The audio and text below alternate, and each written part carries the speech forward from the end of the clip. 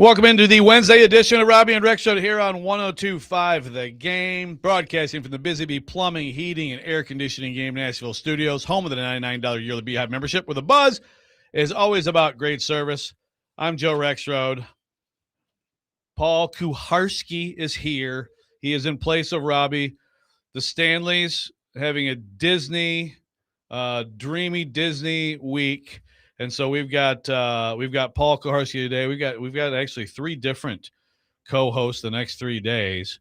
But Paul, very excited for PK to be in here today. Normally in here on Wednesdays anyway, doing the whole show today. Came in. What did he get? He got a big, delicious pop. So you're feeling good, right, PK? You feeling good?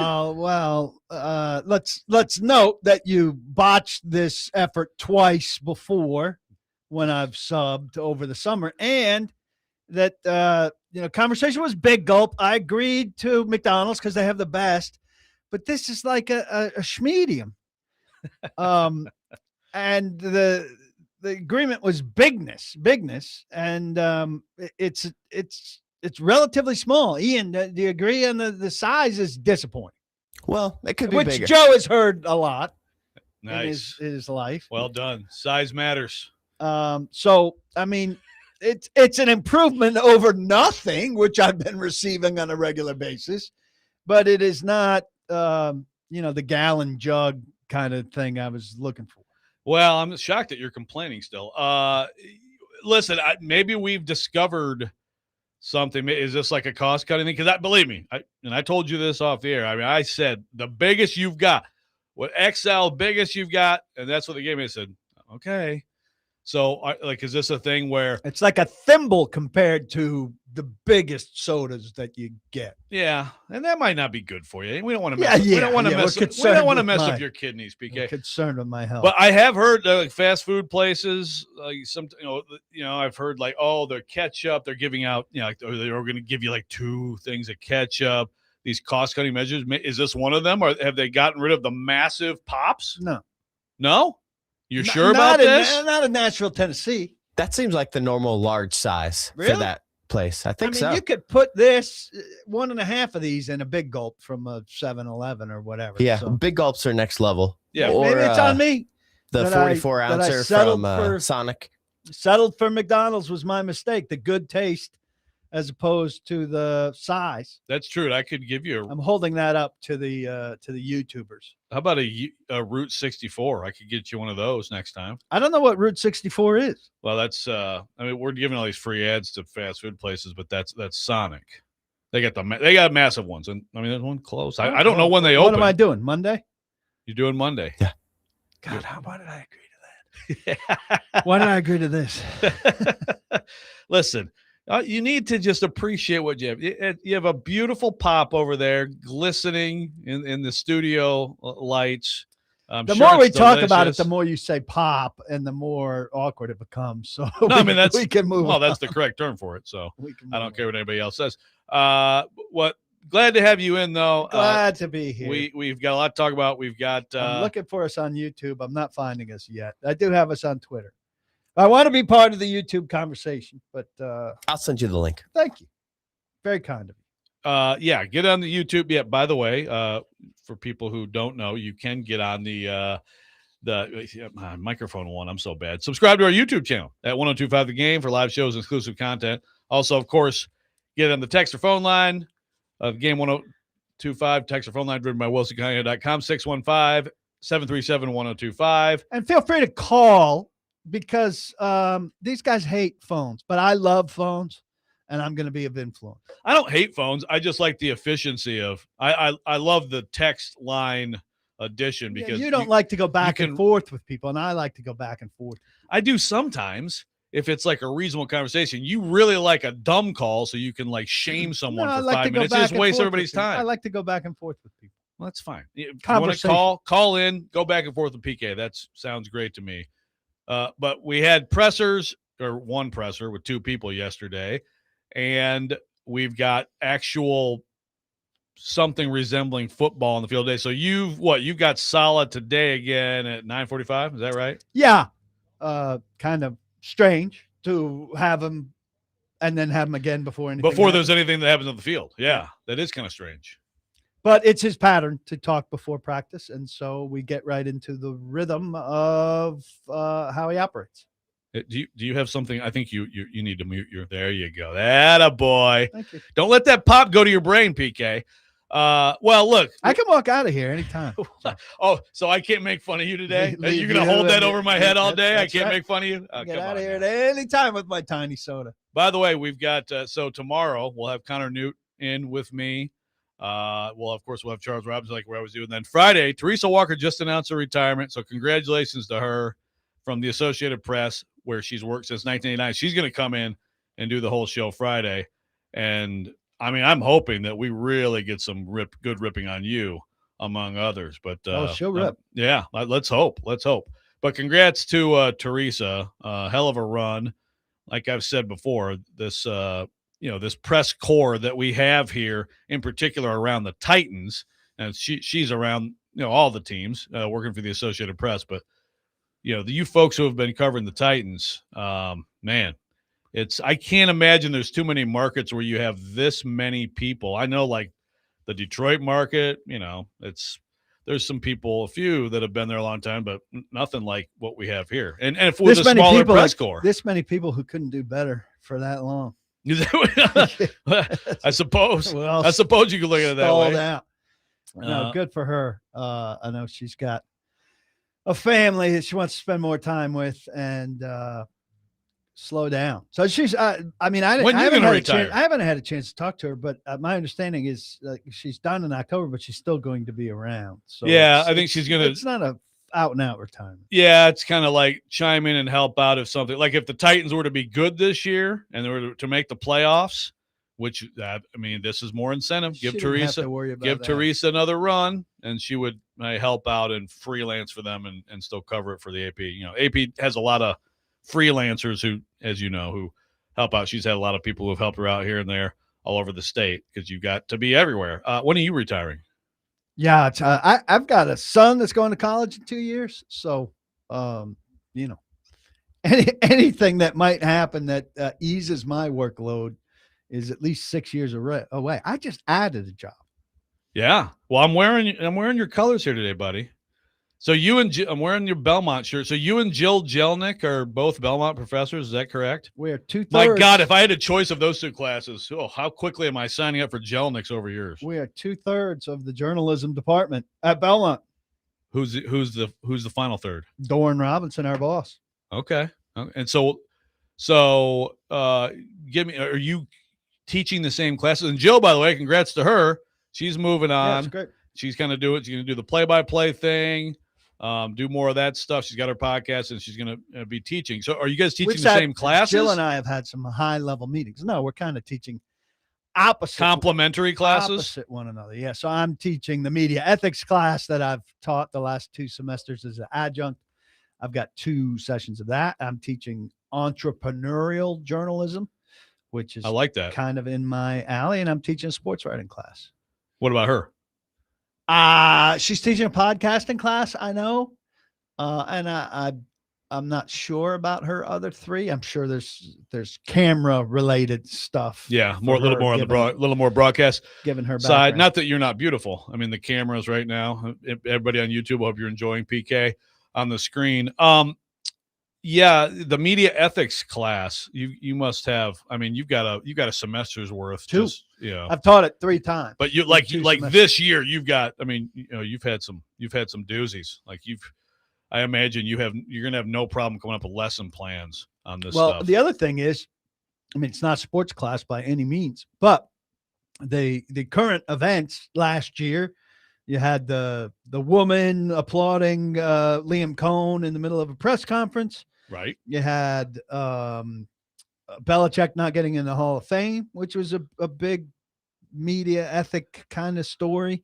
And you had Rossini Vrabel happen right at the end of that. The 3 big current events in the news happen to be sports related. I kept telling them I didn't set it up this way. It's just the stories in the news about media ethics have been predominantly sports related. Yeah. And I actually, we're going to get into this later, but you've got all the back and forth on the Shanahan crash and the reporting and all that. I'm interested to get your take. We'll get that later.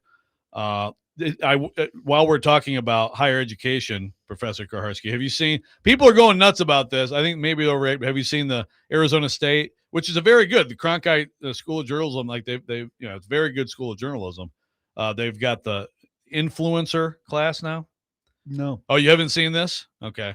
I don't think it's a great school of journalism if it's got an influencer class. Well, I mean, it's getting less good as a good, school yeah. of journalism. You do not want that. Yeah. So I get these reactions. My first reaction was what? But as I've seen it explained, it's content creation, right? I mean, it's the bottom line is I don't think it's a bad idea to have some guidance on like the social. It's just the reality of it's the reality of the world, right? Is that because as in journalism and media schools, there's a public relations strain. There's advertising. I mean, I know at Michigan State we had advertising, we had regular comms, we had telecom, we had public relations, we had regular journal. So, I mean, this is a thing that exists. So I don't have the problem. I agree though. You say like we're going to teach you to be an influencer. It's it does not sound great, but I actually think that there's some sense to it. I think it's a couple lectures on it. not Sounds a like propaganda. Division. The thing is, like, I'd have to read about it, but like, kids want to be influencers, and if you're like suggesting that you could help them be an influencer, I think it's false advertising, because I think there's a lot of kismet and mojo and happenstance that goes into I agree landing an audience. Yeah, I agree, but I mean, there's probably some things that some sort of path you follow. I don't know. I mean, it'd be better if this is like where teaching you the algorithm. Right. That's a better class than influence. Texter here is saying, "Hey Joe, you got to mess with Paul about Tic Tac Titans." Says Tic Tac Titans dragged you on X about your questions. Did you see this? What did Tic Tac have to say? I'm glad we could bring up Tic Tac Titans again. We haven't brought up Tic Tac Titans in a while. First segment. Listen, if there's a leech out there that uses everybody's information that comes out of a press conference, critiquing press conference questions, I'd invite him to come to the press conference and ask some questions of his own. It's difficult to do when you're covering the team from Ohio. Covering the team, I use that very, very loosely. That's it. That's all I have to say. Okay. I thought you could have gone a little harder on him, but there you go. Tic Tac Titans. Actually, some of your questions, I have a range of thoughts on some of them. I am not interested in him critiquing my work. Not at all. We are going to get into some of those questions and answers in multiple segments moving ahead. But coming up next, I just want the straight up PK, the PK TCP, PK training camp preview. Biggest questions about the Titans. Robby and Rexrode 102.5 again.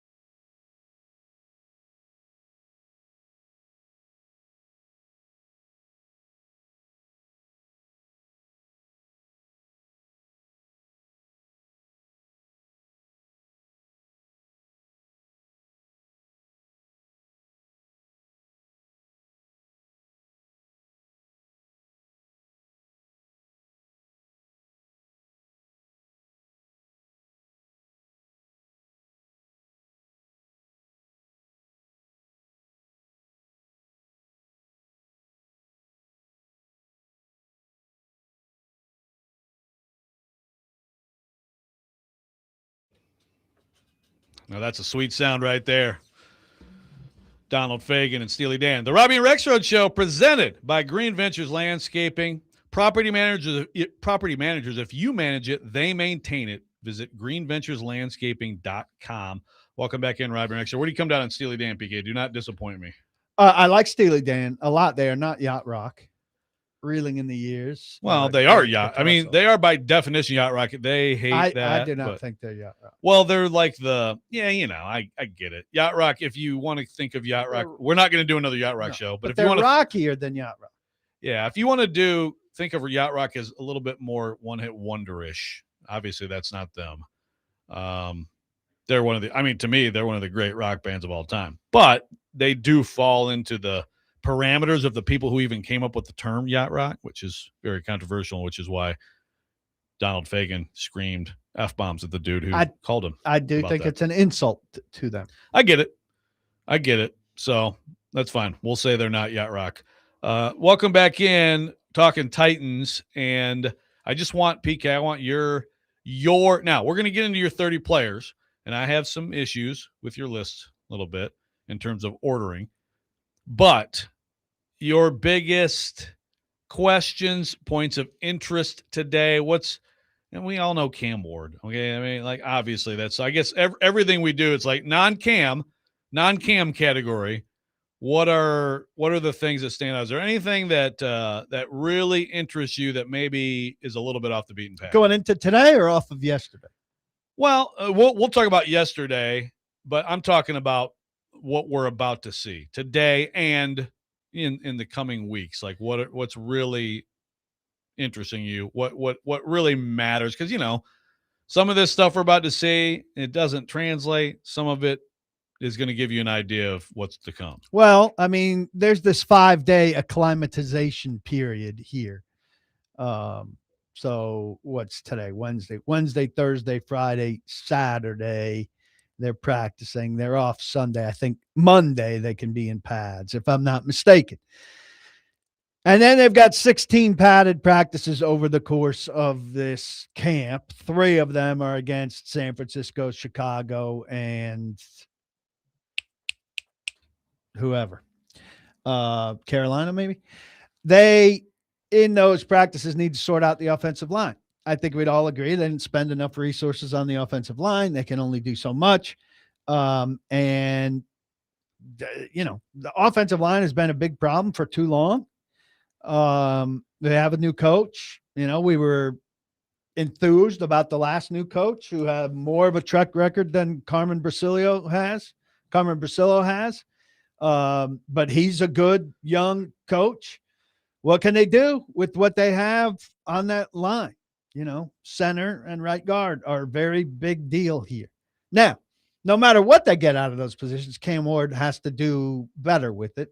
Early down sacks in particular are more of a quarterback stacked than people want to believe. The 3rd and long, which is kind of right. Yeah, that's. But to me, that's one of the most interesting things. So I'll be watching that closely, and you can only get so much of a read of it. That'll be the most important thing out of the preseason games, I think, overall. And you hope those 3 teams play top line defensive linemen early, at least. So that'd be number 1 to me. So, and specifically the interior, those 2 spots. Yeah. Because obviously the tackles are big questions too. I mean, really, like 4 of the 5 spots. Well, we know what Dan Moore is. He's, above replacement level, but not nowhere near elite. Yeah, I suppose. And the Latham, left side, there's a question mark about Latham's maturity. We've talked about it extensively. He's shown flashes, like he was smart enough to know he needed to be skinnier at the end of his rookie year, and he took that upon himself. Last year, when guys like Ward, Jihad Ward, and Key were talking about young players not listening and not falling in line, when Adam Silver came to town and reported that Jeffrey Simmons stopped a practice because of Latham, you were wondering about him, and he had penalty issues, and he was very inconsistent. You can't have that from a first-round pick in his third year when you've got other issues along the line. He needs to be good and reliable and consistent and healthy. I'm not worried about this injury right now. They're working on. You clarified that's 100%. Yeah, you clarified, by the way, because Mike Borgonzi did say like a year, I was like, oh God, so he had the hip and he had some pec thing, but it was actually. It was OTAs. Yeah. I'll take a quick moment to point out that you're not finding that clarification anywhere else. Look around. Anybody else clarify that? No. So take that for what you will. But be conscious of these things during training camp, if you will. Take note. The pack, he did it late in OTAs. Then he was out for mini camp. I think they're being super cautious. They want him to be back to 100% so it doesn't do anything. In that regard, no big deal. But, this acclimatization process is important, right? It's a ramp up so that guys don't tend to get hurt. So say he misses the acclimatization process. Then they drop him in next week. Then he's got to go slow next week to acclimatize when everybody else is already acclimatized. That word's really starting to bother me. Please stop saying it. I say it very well. You don't want him to be set back, but there's potential already for him to be a little bit set back. So hopefully it's quick, and we shouldn't panic at a PUP at the beginning like everybody panicked about him and Hooker. And look, Hooker's on the field. Hooker's fine. He's on the field. Okay. Yeah. So, everything, I feel like you're never far from coming back to Latham on a lot of this stuff. It's also PK, like if he's getting beat, who is it and what does it actually mean? Like, I love the example. We got that first taste of, well, you know what? Dylan Radins may not have been a great pick during that camp when he was just getting abused. Now, it was Ola Daney, who actually turned out to be a surprise player. So there was a little bit of truth on both sides of that, right? It was, yes, Radins. Yeah, it turned out just bad pick, bad second-round pick as an offensive tackle. Becomes a journeyman guard. But also, like Daney did have really a couple years where it was like he was a pretty decent situational guy. So it's like, when Moore and Latham are out there, okay, so if Femi's making plays at their expense, should people get excited? People get excited about Femi now? Or is it like, oh, God, you watched Femi last year and he's beating them? It's really more about the tackle. That's the problem with, intra-squad as opposed to inter-squad, which at least we do have more of that in the NFL now, where you can have these practices against good players on other teams, right? And so if your guys win, there's no downside to that. Yeah, if you had a situation where Femi's beating Moore, Femi wins camp against Moore, say, whatever, be it 51-49 or more like a 60-40, say, and I'm not predicting that happens. But I wouldn't put too much weight into it because it's just like that one matchup. So maybe that one guy has one thing against that one guy, and it turns into something. My big concern with the tackles, you can't help both of them on a regular basis. So I'm not imagining that one of them. This would be ideal if Latham elevates the position where he doesn't need help on a regular basis. I think but game to game, you have to find a matchup where your guy can win most of the time, handle it. And I feel like if you're right, Latham's got a better chance of that. Yeah, I think if you're right about, as we call him, Mandor, but Dan Moore Jr., if he is what he is going to be the same thing, then for the most part, I think he's going to be getting help. I think for the most part, you're going to have a chip on his side. You're going to have a tight end, whatever it is. The back's shifting that way, and that just puts even more on Latham. Like you said, if you have to help them both, and the Titans have had to do a whole lot of that in the last few years, that's where you're just limited. It's like you're tying a hand behind your back. And if you have to help them both, and your center's bad or your right guard's bad, then don't get people started. Yeah. Well, we've seen a lot of it. This has been sort of the football story of if anything, of the Titans in this bad era. When we come back, we're going to get into, there was some talking Saleh, Borgonzi, primary takeaways from that coming up. Robby and Rexrode 102.5 again.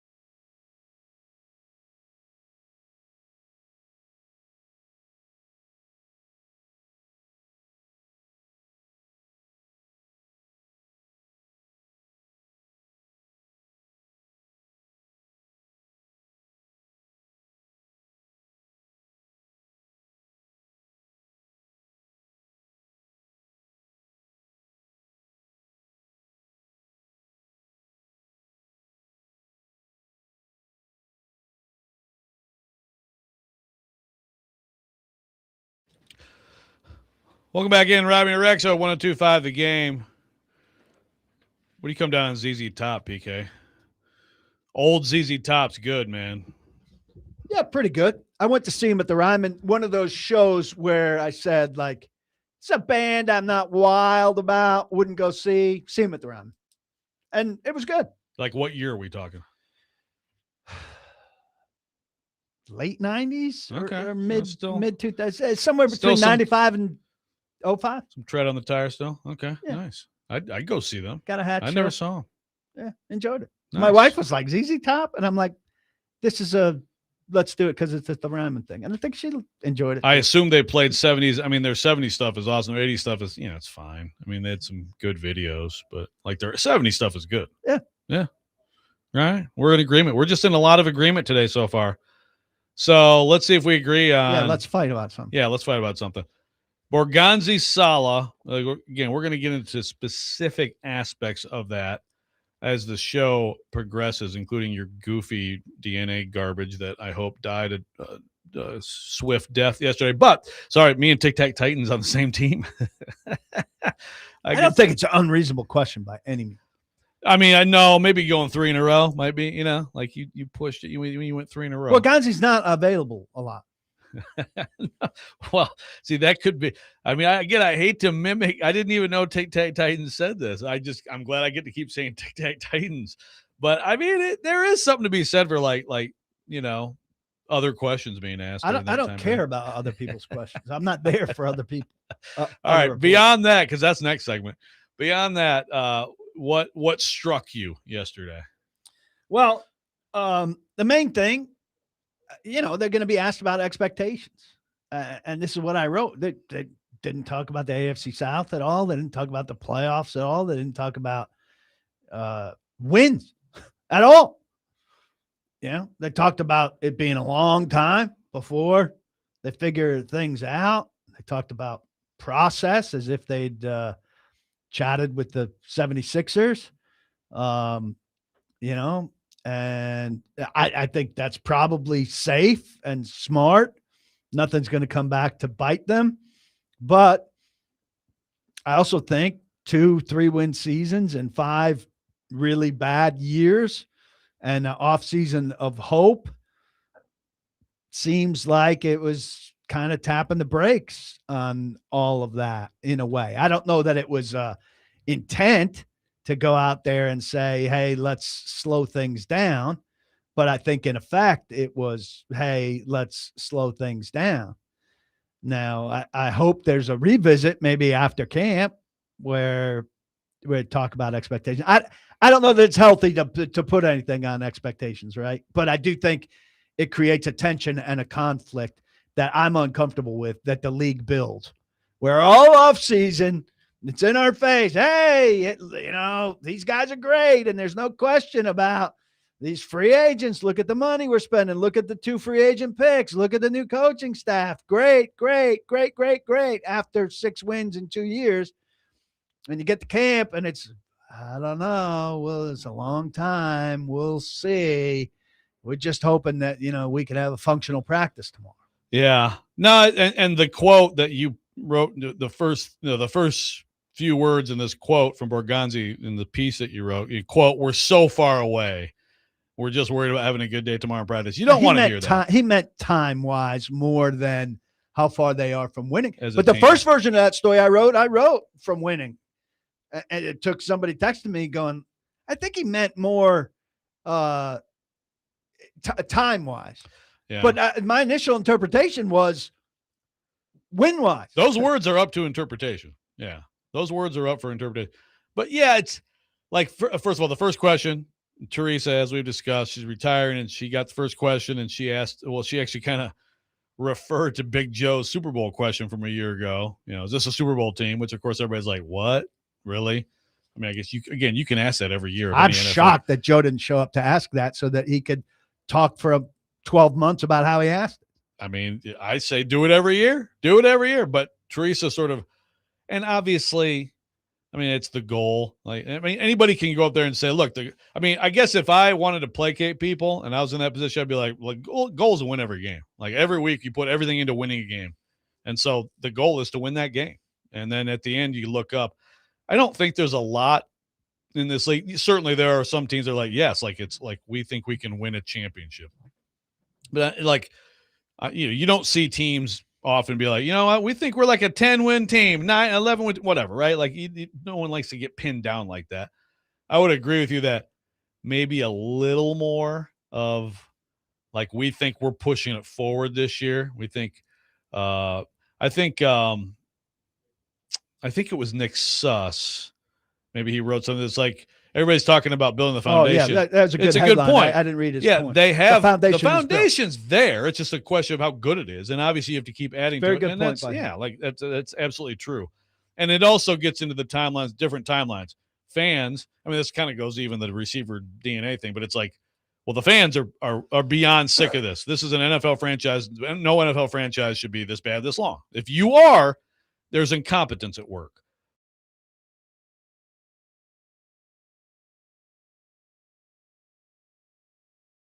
So these, and that's kind of the problem is like their perspective is that of like, this is fresh and we got work to do and all that. And everybody sitting around here is like, man, first of all, we just keep seeing new people in your jobs on a revolving door. So give us some hope. Borgonzi did get to the urgency thing, which I think is important. I mean, first off, you have to say it. You can't talk patience anymore, though there was an element of that in there. But he said, yeah, you feel the urgency. Everybody feels the urgency every week in the NFL. Well, he's got to feel the urgency because while it seems like things have settled down over there, it has seemed like things have settled down over there in the past. And she's fired. I'm counting Chad Brinker as fired. She's fired 5 people in 5 years. And it's gone chronologically.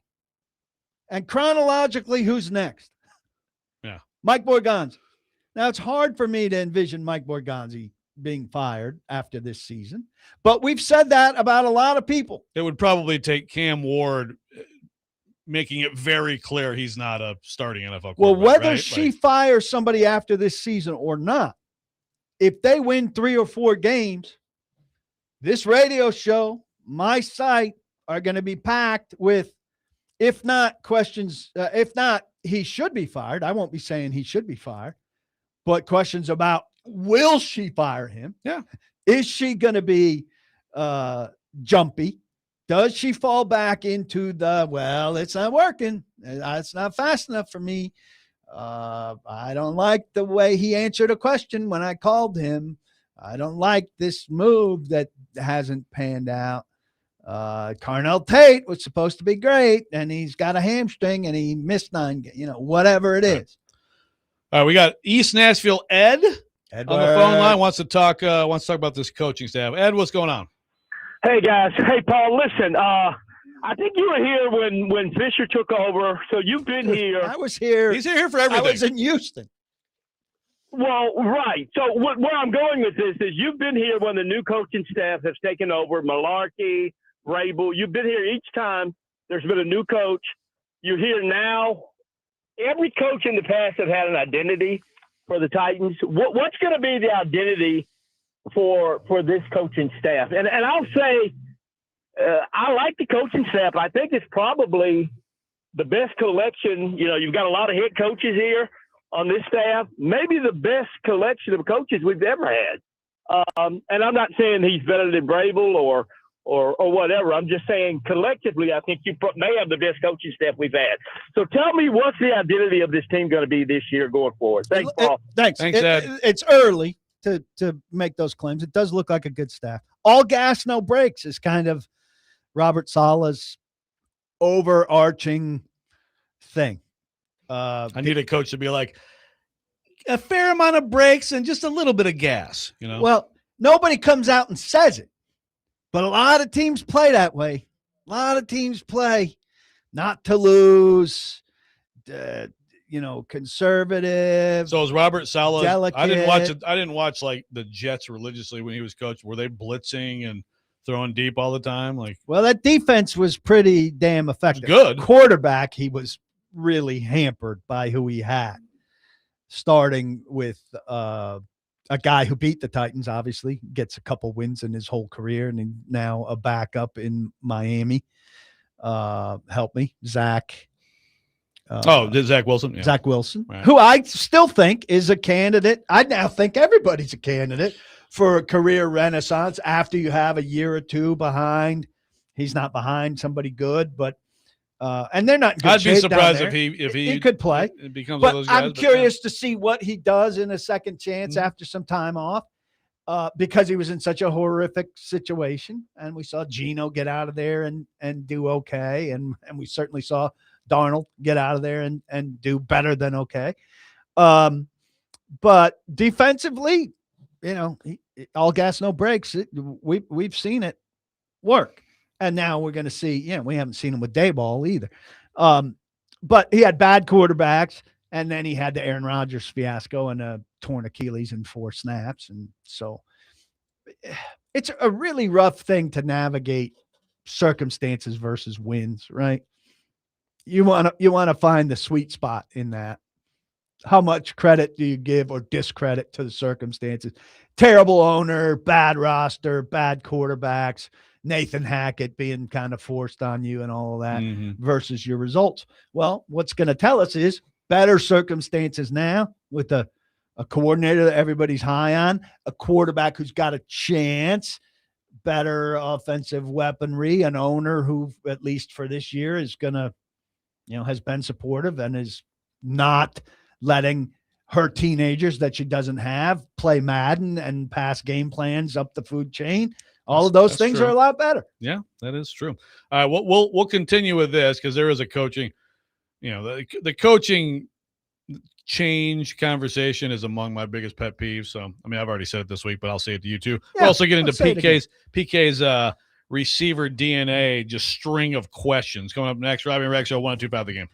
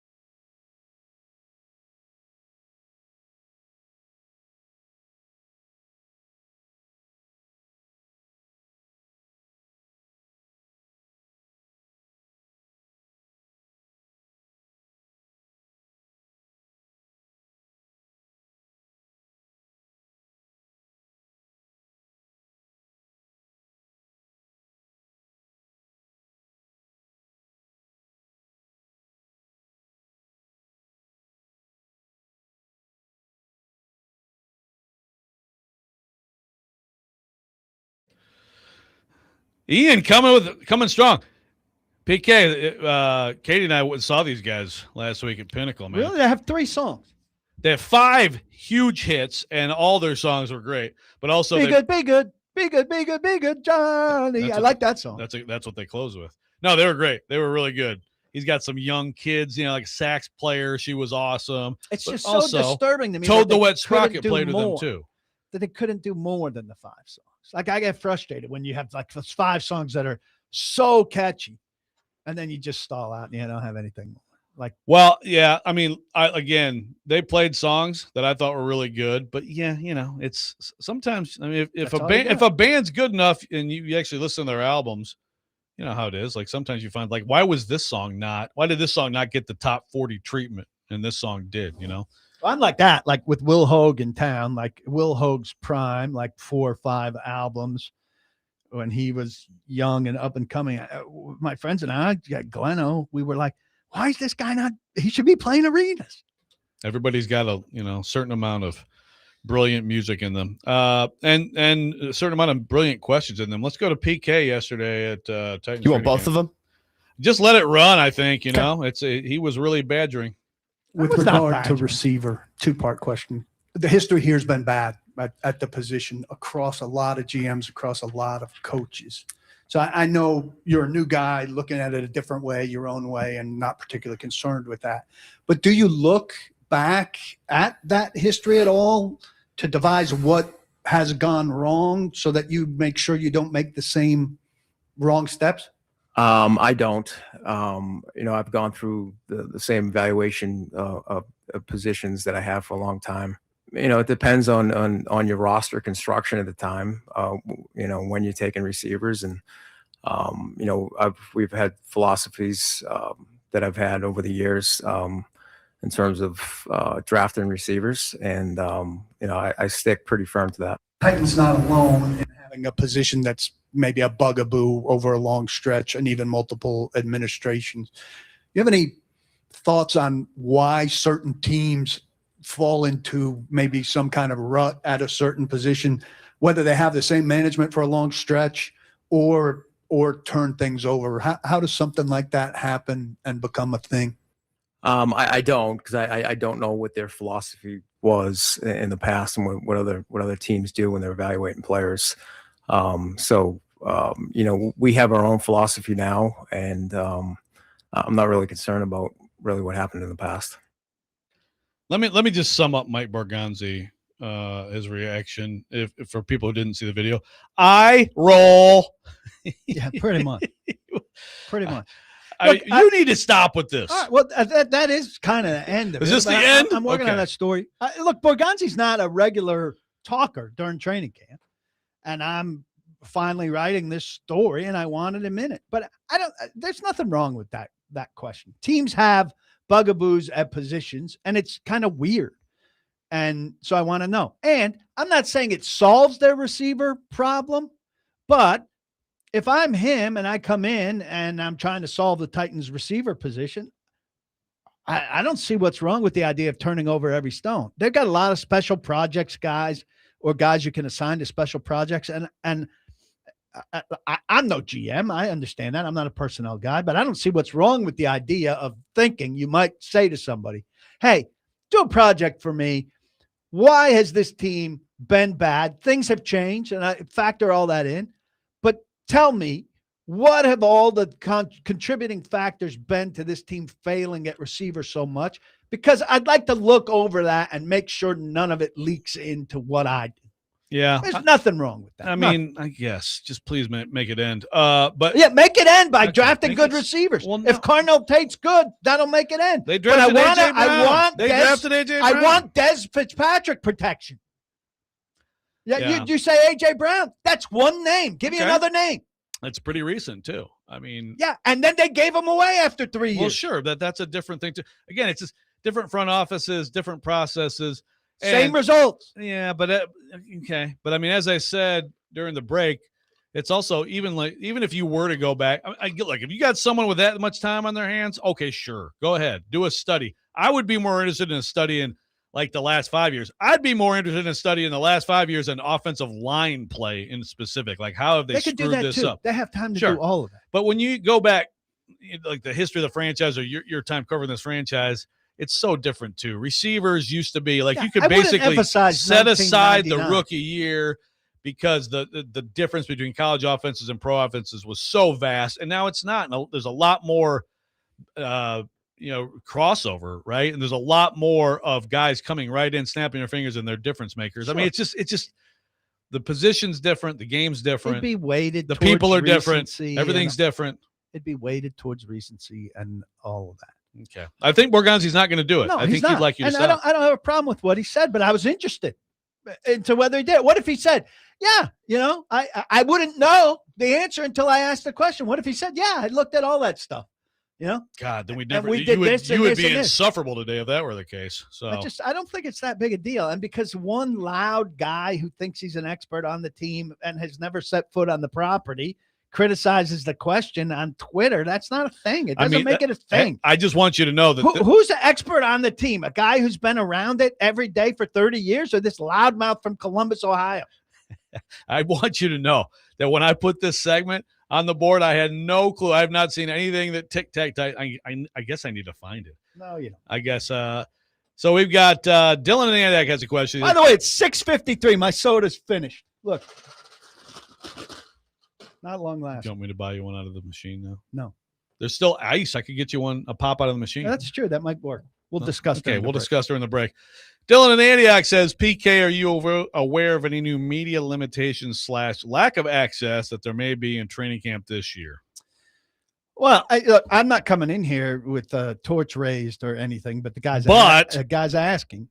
I mean, it's all podium people, Today, this afternoon, you're going to read a lot of Jeffrey Simmons, Cam Ward, Wan'Dale Robinson, and John Franklin Myers, because those are the four guys they're putting at the podium. Now, we're allowed to request one-on-ones with 24-hour notice. That means if a guy tomorrow does something extraordinary or horrible, we can't request him and get him. And you cannot approach guys coming off the field. All of camp? All of camp. Oh, my God. Are you kidding me? How's the NFL? I would not think the NFL would allow this. It's not a good situation. So we'll see how it plays out. I've put in requests for 3 guys, so I hope I get those 3 guys tomorrow. You can't just get guys coming off the field. I hope nobody else asks for the same 3 guys, and I can write 3 stories spun off of these 3 guys that are different than what everybody else is doing. That's my intent. Media's had a big conversation about it on text chain, and that's all of our hope. And I don't want to talk to, no offense, but I mean, there are certain guys at the podium that I just have no interest. Well, if you and I won't go to some of those podium things. Now, some of these people in the text chain are saying they won't go, but I don't believe it until I see it. They say they won't, and then they do.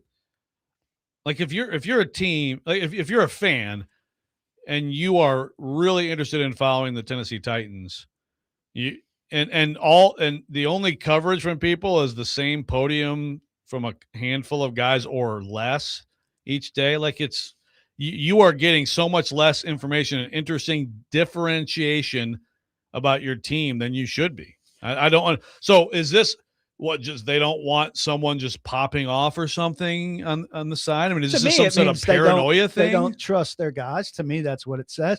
Also, they don't think their guys are professionals. Also, I think this is what they drive that they don't realize. They drive more opinion. Exactly. Right. So rather than an interesting story here or there, there are 90 interesting stories. If you have the time to talk to every single person, there's an interesting story there. Right. So but instead, if I can't get those somebody away, and I say I don't want to write off of this podium, which is for everyone, I'm more likely to write a think piece or a observational piece or an opinion piece. Let's have some more hot takes. And you're opening yourself up to more, for lack of a better term, hot takes. And those hot takes will be less informed because you can't report on them as well. Yeah, it's really dumb. That's really disappointing. I mean, obviously, I guess the NFL, basically the NFL lets teams do what they want until locker rooms open a week before the open. And then you're talking about actual games. And so again, it's harder for some of these stories will be told during the season, but it's a lot easier to get conversations going during this time. This is time. And this is the time to get to know guys a little bit so that when you go in the locker room, they already know you. That's really disappointing. All right, we come back. PK's 30 players who matter most on the Titans. Robby and Rexrode 102.5 The Game.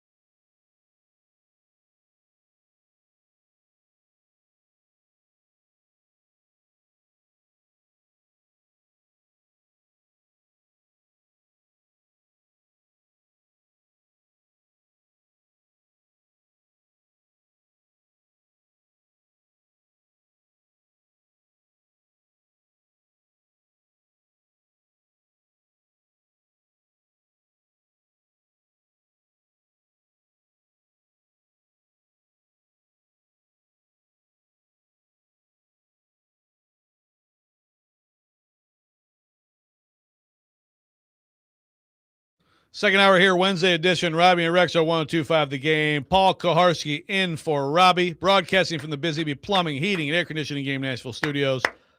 Home of the $99 yearly Beehive membership with a buzz, always about great service. PK's pop has run out. So I forgot to get you one. You let me know, buddy. There's still a little bit of ice in there. We can refill that pop. There you go.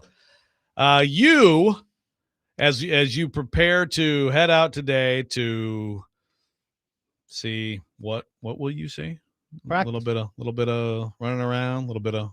I mean, it's shorts, a practice. yeah, it's a little just bit of not practice. A full speed. We're not in full operation. pads yet, but the first practice of camp. Everybody get excited. It'd be like a mini camp practice. But you wrote about the 30 players who matter most. Okay. And this So is first not, of all, I need you to know, define that. I need you to define the 30 players that mattering most. I know there will be objections. There have been objections to this list. I just couched it as it's not a ranking of the 30 best players or a list weighted towards the most important positions. Contextual look at how the roster's built, where the biggest variables are, and who needs to play well for the team to have its best chance at success. See, when you write, so this is my issue with some of your rankings. You say where the biggest variables are. I agree. I mean, I think that's a way to do it. So, like Jeffrey Simmons is the best player on the team, and he's important, but he's not to me. I think he's quite a known commodity. Well, and I would argue that about number 4 too, John Franklin Myers. Now that could be the strength of the team, but to me, most important, I would weight it a little bit more toward the variable aspect, the unknown. Well, right? I would argue that Simmons is a little bit of a variable because of the new scheme. And now he talked when he talked to us at the end of minicamp about this freedom that he has now that he's never had before and what a difference it's going to make in his life. Now, maybe I should have pointed that out in my short description of him, but I'll defend myself on that. But I'll say I'm open to debate on this. You know, I spent a day on it. I made a lot of adjustments to it after I had the initial 30. Quite frankly, I started with 25 and I had a 25 person list and I didn't have Cody Barton on it, who, you know, is starting inside linebacker as far as we know. I expanded it a little bit to make room for a few more guys. So one of the guys, so I would put, well, look, I mean, you have Latham, I think exactly like top 3.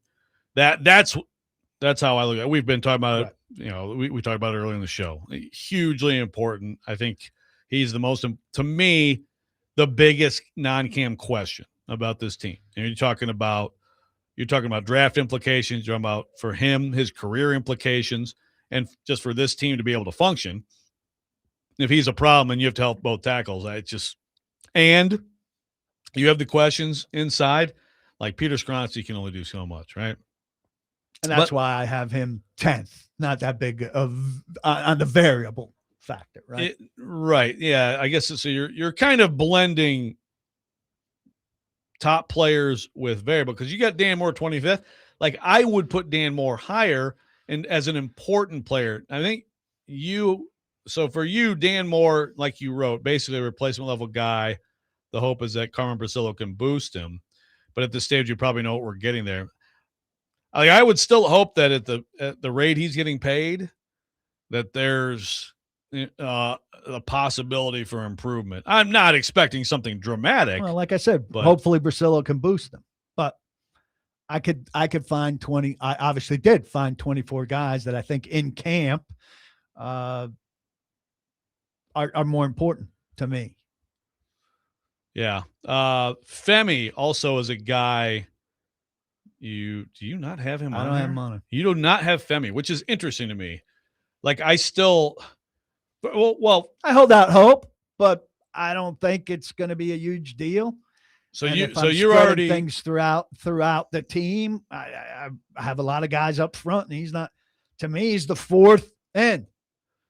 So because I think when we talk big picture, and it's the QB, right? But when we talk big picture. And talk about, oh my gosh, if they have another terrible year and all of a sudden we're going to be wondering again about the owner firing someone. I mean, that's a 2nd round pick. Like John Robinson had a 2nd round edge. It was a complete disaster, but there was a whole bunch of good that you could easily he actually had a presser and apologize, which is classy. Yeah. Good for him. But but you could easily overcome that with all the good they did during that time period. I mean, I think that if Femi is just like a non-factor and you just kind of brush him aside, that's not good, man. No. Like you are not in a position here to squander second-round picks. You're not. I do think he could be, and look, I don't have a good feeling about it, but there's a lot ahead, right? He's only played 6 games. And it's a double position change now. But the fact that it's a double position change and everything leaves me thinking, if he doesn't work, it's not a Borgonzi issue necessarily. It's closer to a small set of the Tavondre Sweat issue. It's more of a scheme thing. You're going all the way from off the ball to 3-4 edge to 4-3 end. That's a pretty dramatic 3-step process. And I think it could just be a matter of he doesn't work in what they're doing. Yeah, I guess. I still think like if you take someone in the first or second round, Should be they should be versatile and they should be good enough, strong, fast, technique, get off blocks. You can line it up somewhere, or at least bring you Jermaine Johnson in return. Yeah, well, right. I mean, like you should be able to get something out of that player, but we'll see. Yeah, but also I think his difference making, if there is some to him, isn't going to come in this camp. To me, right? It's a longer term thing than that, and I'm talking about the next month. So you're more, this is more weighted toward in actual camp. I mean, Tate high on the list, obviously. You've got Wandale up there. Let me again. I feel like to me, Wandale, a little bit of like we know what he is, right? But it's the newness to me, right? I factored in newness. They haven't had a high volume receiver like that. It's a big change for Ward, so that's my rationale. You got Mitch Trubisky making the list. 30th last, if Cam goes down for a month, can he make you 2-2? That's what you want out of that guy. He's a big upgrade over recent backup quarterback predecessors, but I don't love him. I'm not on this Levis train like so many people are, but if they really looked even out there, the decision's made to me. Trubisky's the backup. Yeah, I mean they've made the decision with what they did contractually, didn't they? But I think Levis has a long way to go. But if you take their names off it, if you give me a veteran quarterback who's proven he's not a starter, Trubisky's kind of the standard guy there. And we know what his ceiling is. Levis has a lot of issues, but we don't necessarily know what his ceiling is. And I've come around to this idea that I don't want the regular veteran backup quarterback who isn't Ryan Tannehill, who doesn't have that upside and doesn't have that background. And I'd rather have a Levisian guy who might take over and really do something. Might be a disaster, but might take over and really do something. Yeah, I think it depends on what you are as a team. I mean, I think if you can have a reliable, safe game manager, Neil O'Donnell, right? Like somebody like Neil that. O'Donnell has been to a Super Bowl. He's a different level guy than Trubisky. Yes. Yeah, for sure. No, Trubisky's been a starter. I still feel like Trubisky, he at this point, this is what he is. So you have to be, that role to me is like manage a game and let's lean on our defense, running game, and you do enough. It's more interesting to me. Enough. It's more interesting to me to see someone like Levis in there. I also thought it was interesting. Saleh yesterday talking about the reps, and I don't even remember the exact question, but basically like someone does something with the 3. Okay, well, no, let's see him with the 2s. And maybe Levis gets that. Maybe Levis plays so well. It's like, all right, give him a little bit of run. He's going to play a lot in the preseason. And obviously he's going to play in the preseason games a ton. But I don't make a big deal out there of this idea that he said he's in competition for 2. That's just kind of what you say. Yeah, you're going to say for a that. Guy that you're trying to sell and all of that. But he's got a very slim chance of coming out of this as the 2. Like Trubisky like would have to be, to 5%. me, pretty freaking bad. He'd have to be daily, like, Right. what is going on with Be this a guy? combination of him being terrible, Levis being terrific, very unlikely. Then you get 5% chance. Yeah, then you get a rethink, but it would be probably dramatic. Texter says, can Femi potentially move back to linebacker if he's not working at end? At They this don't need him at defense, linebacker. yeah, in this defense, I would say no. That's And not he what wasn't is. good at linebacker. Yeah, it's not what he is. He's an edge. So again, yes, there's a different, 4-3 end, put your hand in the dirt, as opposed to playing a 3-4. And there's different physical dimensions for different schemes. He's an edge. But when they liked him most, it was as a 3-4 linebacker, not as a 4-3 end.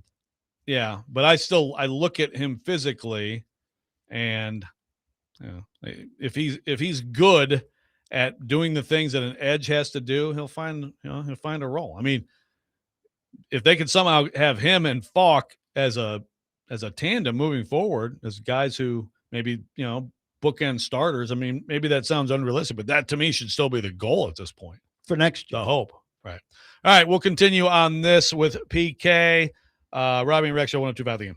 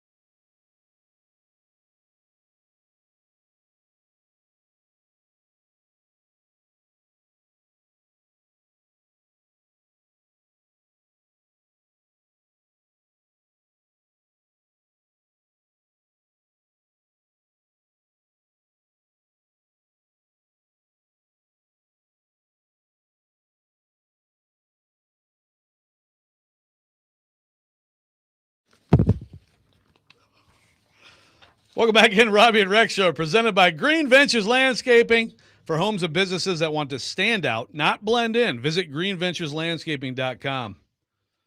Little DMB for you. Ian's playing all my Your all hit my list. faves here. Yeah. We saw DMB 3 times this summer, Katie and I. It's terrific. It's about what we do. And they have this new violin player who's supposed to be awesome. And when we saw them in Alabama, Virginia, and Indiana, and never saw this guy one time. Very disappointing. They didn't have a violin player? Well, they haven't had a violin player. They fired the violin player a long time ago. But this guy, I think, might become a full-time part of the band. But this summer, it's been he's been at a lot of the shows, and people are saying he's amazing and everything. Shows up And periodically. at ours, we missed him all 3 for times. 3. It's really bad luck. Thanks for listening to me. I On that. saw Bruce once. Yeah. So my big summer things, if I can do them, swim, a nice ocean swim at least once, Major League Baseball game, Springsteen if he's on tour. So did not make it to a game. Got to the Gulf, so, but not the Atlantic. Not bad. Okay. So I'll take it. Yeah. And so no Bon Jovi. Didn't Bon Jovi just they were supposed to play 5 straight days at MSG? but Yeah, then I'm they not a huge canceled? Bon Jovi guy. I'd see him if it was convenient and affordable, but I'd see him I'm not too. a huge Bon Jovi. I'd see him too, but He there's 3 songs that I He really did end that a much. concert early with sinus problems. He played an hour and 15 minutes and then told the fans I'm sorry, I'm not feeling Yeah. it. I'll I make it saw up to you. that. So they get another full concert. So they'll get a concert in 2/3, which isn't a bad deal. That's not bad. But yeah, apparently someone's saying they're playing totally different set lists 5 straight nights. I'm like, how? Bon Jovi? Yeah. Well, old people doing that, it gets harder.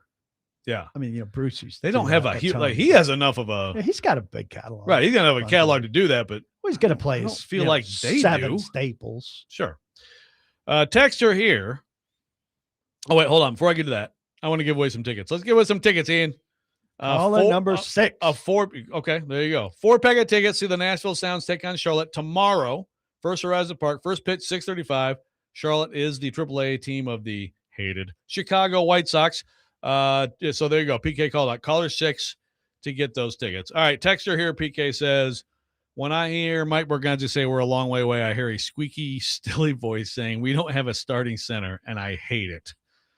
The center thing is possibly a problem, and possibly we'll go back to what we've talked about a lot, PK, which was during the offseason when I think the plan was different than the outcome here for the Titans. But what's your just straight up concern level? I got to defend him a little bit. I mean, the plan went awry, obviously, and not all your plans are going to pan out. Right. This team has won with Eugene Amano at center, Justin Hartwig, I think, at center. Those guys weren't anything special by any means. They were it's a long time ago, but they were coached by a really good coach, and they, so if Carmen Brasillo turns out to be what he's expected to be, let's hype up another O-line coach. All right. I'm saying it's possible, there are unknown centers who play efficient football in the NFL. Now, you hate that it'd be paired with a guard who's also, if it was just center, I wouldn't have as big an issue with it. That it's side-by-side positions is the problem to me. It's exponential, right? Right. You multiply. But again, positives and negatives. When you have I've guys talked next to each other. people who think that, Luke Fortner was kind of their fallback at center. He wound up in Carolina.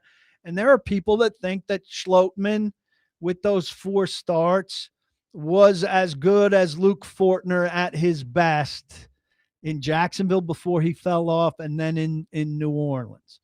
And so if he turns out to be as good as their other fallback plan was, who was, more expensive and it didn't work out with him and whatever, I'm not saying they should save the pennies there, but it's not inconceivable that Schlotman plays okay at center, survivable center for them. Do you want that Get excited, survivable center. Do you want that to be your plan A? No. But do you get plan A at every spot on the field? Absolutely not. True. Yeah, this is something you could maybe rip me a little bit for this, as I do with you on the receiver DNA. I do often look at where we are and I go back 10 years, in part because that's when I got to town. So that's when I started covering the Titans, and we saw this dramatic, what everybody's hoping we see this year with the Titans, this dramatic turnaround to become a competent franchise. And to me, it was definitely about the QB, Marcus, having a really good second year. He was good. I mean, like if Cam Ward can have a year like Marcus Mariota had in 2016, you would take that all day. But I think the biggest part of that was an offensive line being solidified. Good pick at right tackle, Jack Conklin. Taylor Lewan comes into his own. But I think it's always been underrated, or it's often underrated, the signing of Ben Jones. I just think that was a really big deal in that whole process for years to come. I mean, look, Malarkey and then Vrabel after him, like they love the dude, right? He's one of those just absurdly, even though I know maybe not a great interview when he was playing, but incredibly tough player, leader, tone setter, and all that. So that's where it's like when you compare the rebuilds, of course, there's a lot of differences. The Femi Dodd thing, though, is another one where it's like, I mean, I look at Winston, like, can he become a real difference maker, ball hawk back there anywhere, making him buy it anyway in the way like Kevin Byard, again, different players, but there are some things. Is Nick Singleton going to be Derrick Henry? I mean, now we're getting out of control. But out of control. But I like the center thing is just, man, I think that's so important. And now we're going to find out the Indiana guy, and I've already said this week, let's take it easy on Pat Coogan. He's a 7th round pick for a reason. Is anybody buzzing about Pat Coogan? They shouldn't be. Fans, we've definitely heard from people, who again, like, how often do you ever see a center win MVP of the Rose Bowl? He was on the greatest team last year. They won it all. He's a tough guy, and I'm sure the intangibles are there. I'm sure in some way he seems like a tone setter too. The problem is you still have to hit certain markers athletically. So, I mean, you just have to keep it restrained. But what a story that would be if somehow they found a guy. It does happen sometimes. I think it'd be a year away if it happened. Coogan and Carmona were, not particularly visible in the spring. And I would put them more in the Jackson Slater bucket. This is Slater's chance to emerge after a year. And I think they would have their chance to emerge after a year. To me, obviously, if you're right about Schlotman, and I'm just putting best case scenario on that. That's great. But I think Slater would be kind of the more exciting development, right? If it's because there was some buzz about him last year. Like they saw some stuff with him. And maybe it's right guard. I mean, they've got him more at right guard now. So it's a triangle. Schlotman, Volson, who we've not talked about much, who was, a better than serviceable right guard for the Bengals, is just a year removed because he was hurt last year. And, so you don't play for a year, you become invisible to fans for sure. Doesn't have any starts last year, anything tape last year. A couple of questions from Jared on the YouTube chat. One, chances we do not re-sign Stinky Pete. I mean, so I forgot about. They've got control of Pete for 2 years, but they will get a deal done. Yeah, I will tell you right now. Could be before opening day, or it would be on the Simmons timeline. Yeah, but that's a priority. And unless something changes dramatically on the field this year, I mean, I wouldn't be surprised at all if it's before he plays this year. And then also asked, Ward needs so many reps in the preseason, or does he think he's too good for preseason games? Well, first of all, he doesn't decide. Yeah, he's not deciding that. What do you think they'll do there? A series or two? Some of these teams are coming back around a little bit on, you know what, these reps can actually help early, as opposed to, I think we went through a stretch of, oh my God, I'm not getting anybody key hurt. I don't have a strong I mean, a team like this, guys have to play. Saleh had reserved the right to change his mind, but I asked him in the spring, and he said his intention is to play everybody in every game. I mean, I don't know what's enough versus the injury risk. I don't have a strong stance on that, but I think he needs to play, what feels like enough. Yeah, exactly. A few series would be good to see, and with the starting offensive line, and I might risk like that starting offensive line a half. The starting I might offensive risk line that a half. needs to play. Yeah, those reps are, as we know in this league, a lot of bad offensive line play, especially in the first And month. it's probably 2 different offensive lines in the first 2 games. We come back. We've got some. It has been a wild week in the NFL. We're gonna get PK on some non-Titan stuff, including a guy that he has had dealings with who is in the news. Robby and Rexrode 102.5 The Game.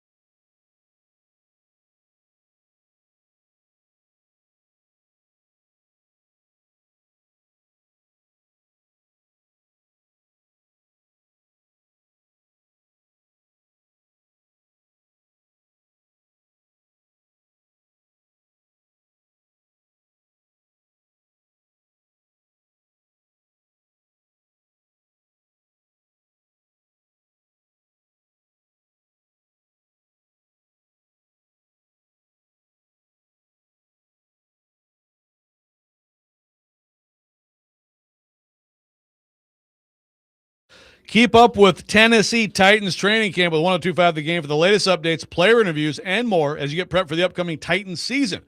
Coverage of Titans training camp is presented by Twin Peaks Restaurants, Parman Tractor and Equipment, and Tri-State Water, Power, and Air.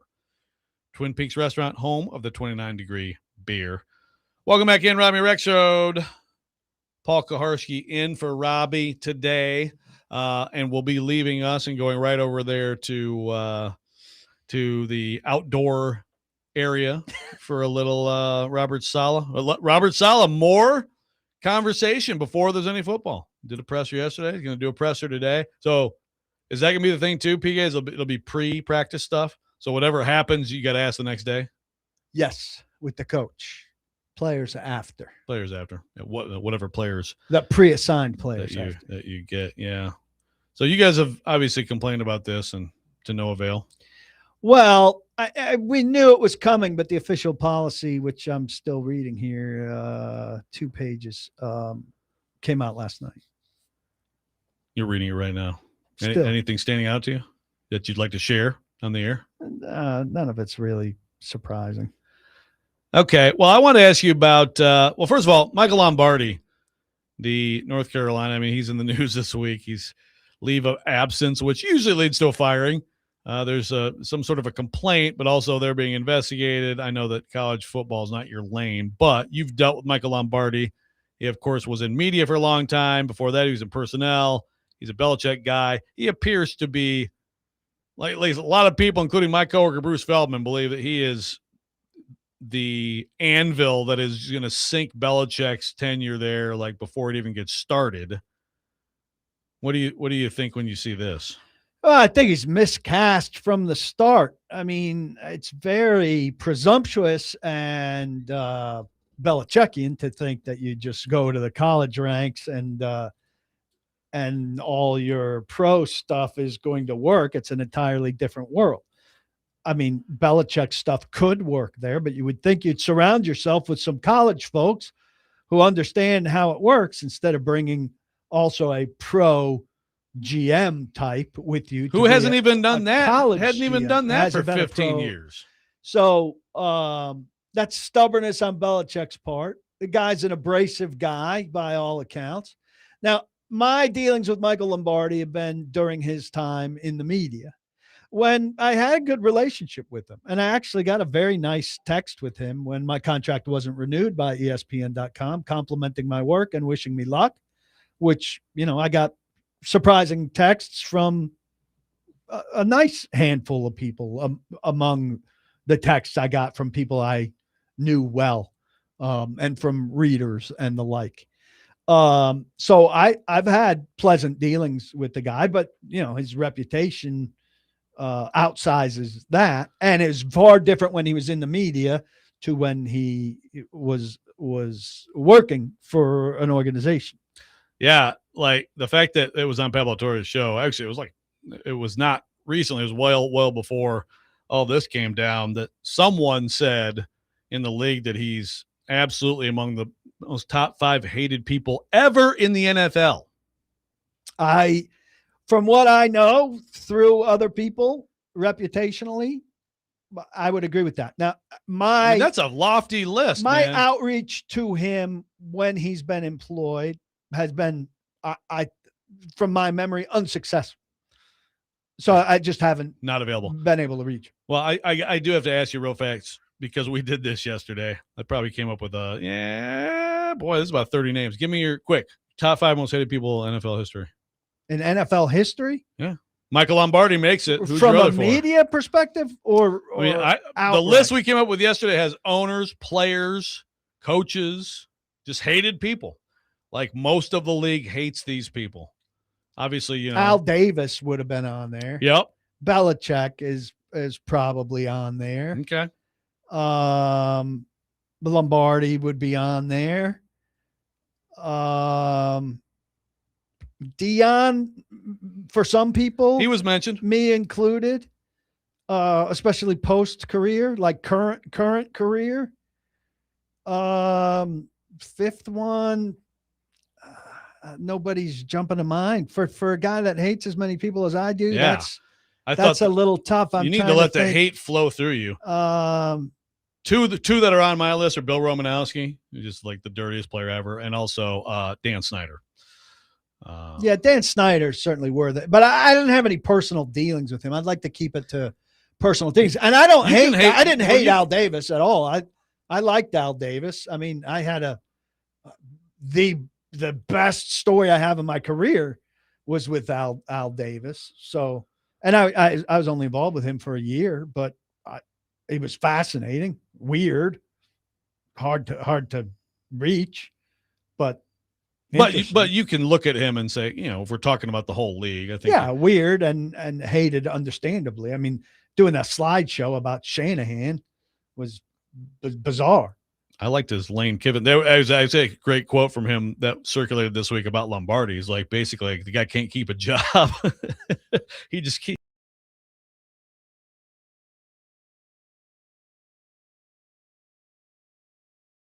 Ran. Poor innocent Rand. Yeah. Did nothing, and people don't like him. Napping Rand. Someone is surprised you didn't mention Pac-Man. So, yeah. Pac-Man Jones. Other people. Excellent addition. Other people talking Romo, Collinsworth, Goodell, etc. So that was fun. Also, PK, incredibly crazy news week. San Fran fires their tight ends coach. You got different DUIs. The Bieniemy story is horrific. It wasn't San Fran's tight end coach, was it? Am I wrong about that? I would double check that. Maybe I'm wrong about that. A tight ends coach got fired. Was it Baltimore? Commanders?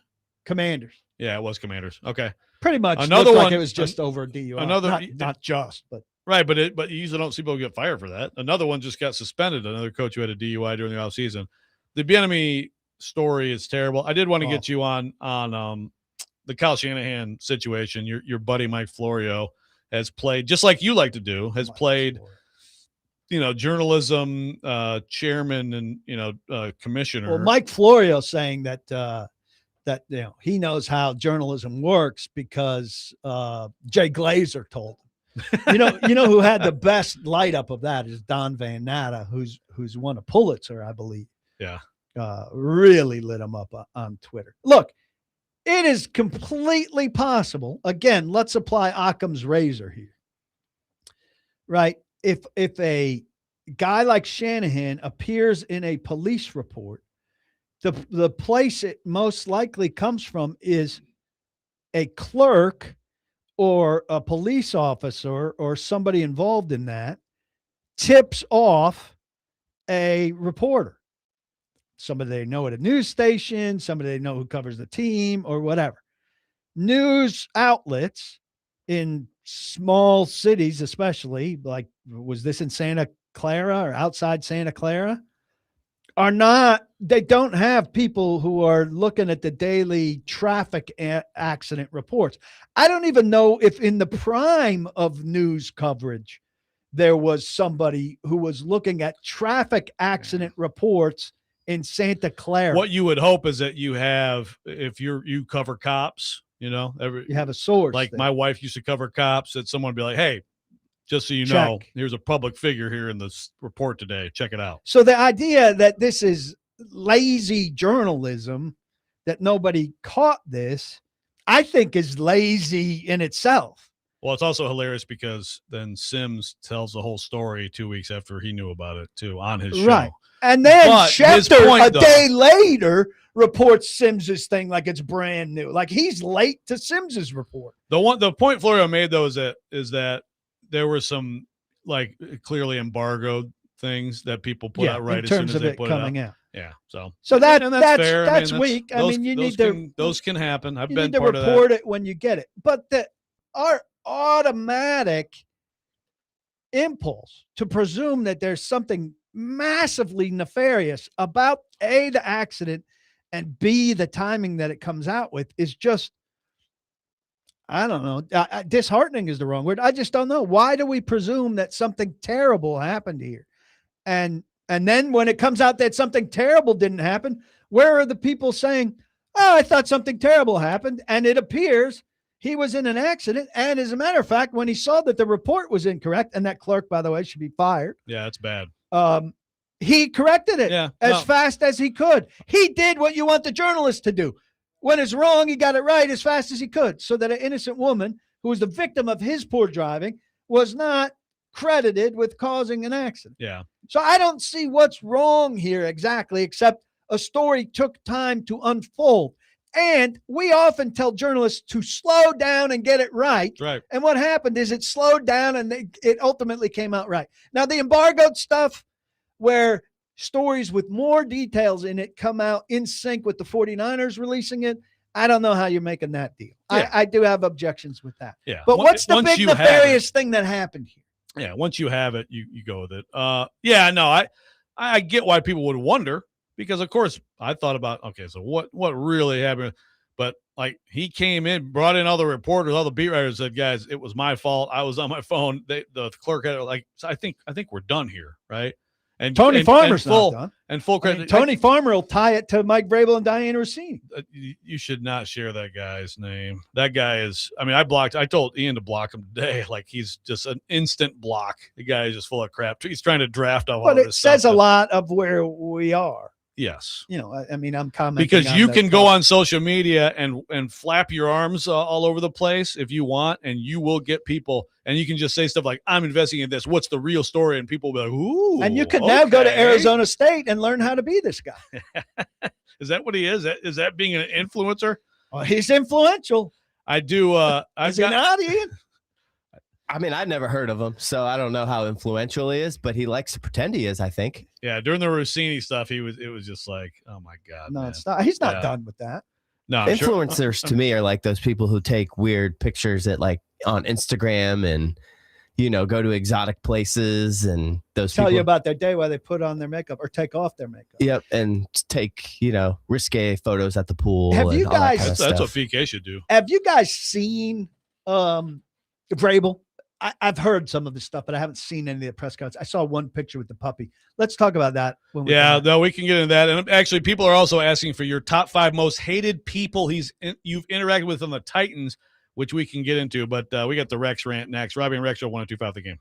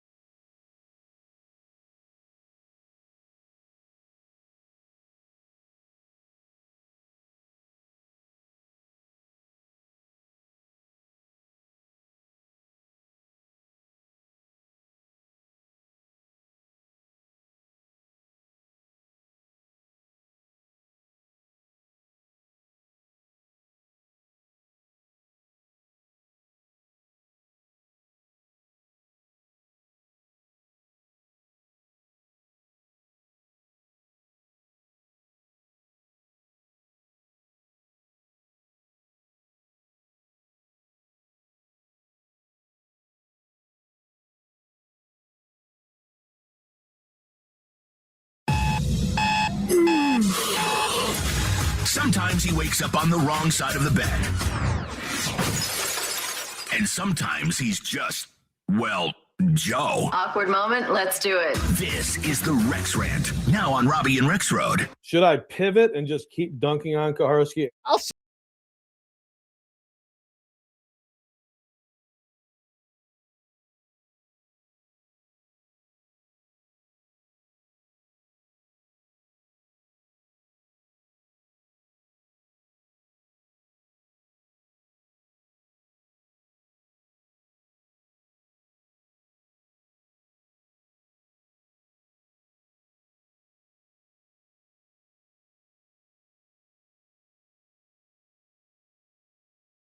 They're rather loose over there at Michigan State with meth making.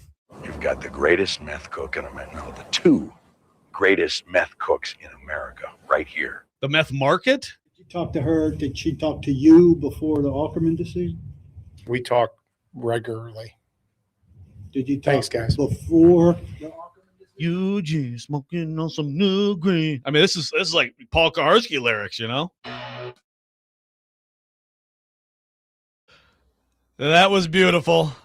Ian Safar. We talk regularly. Yeah, we talk regularly. I don't remember that. I don't remember Vrabel marble mouthing regularly. He did not fire Craig Ackerman on his own. Let's let that be known. Did you see the headlines from Atlanta? Oh, we talked about it already this week on the program. After Atlanta's years of special team struggles, the Falcons turned to Craig Ackerman. Unbelievable. Good luck, boys. Just imagine. That's what I said the other day. I was like, just imagine, like, what if the Falcons have like the best O-line and special teams in the league? Just like that's their key to winning the division. The Rex Rant served by the Wine Cellar in Hendersonville, and there is something I want to get to, PK. After that, as always, the highlight of the show every day is Ian's work on the intro to the Rex Rant, or the Rob Rant. Very well done. I want to. Yeah, this is a rant. There's no screaming. I know you think a rant has to be screaming.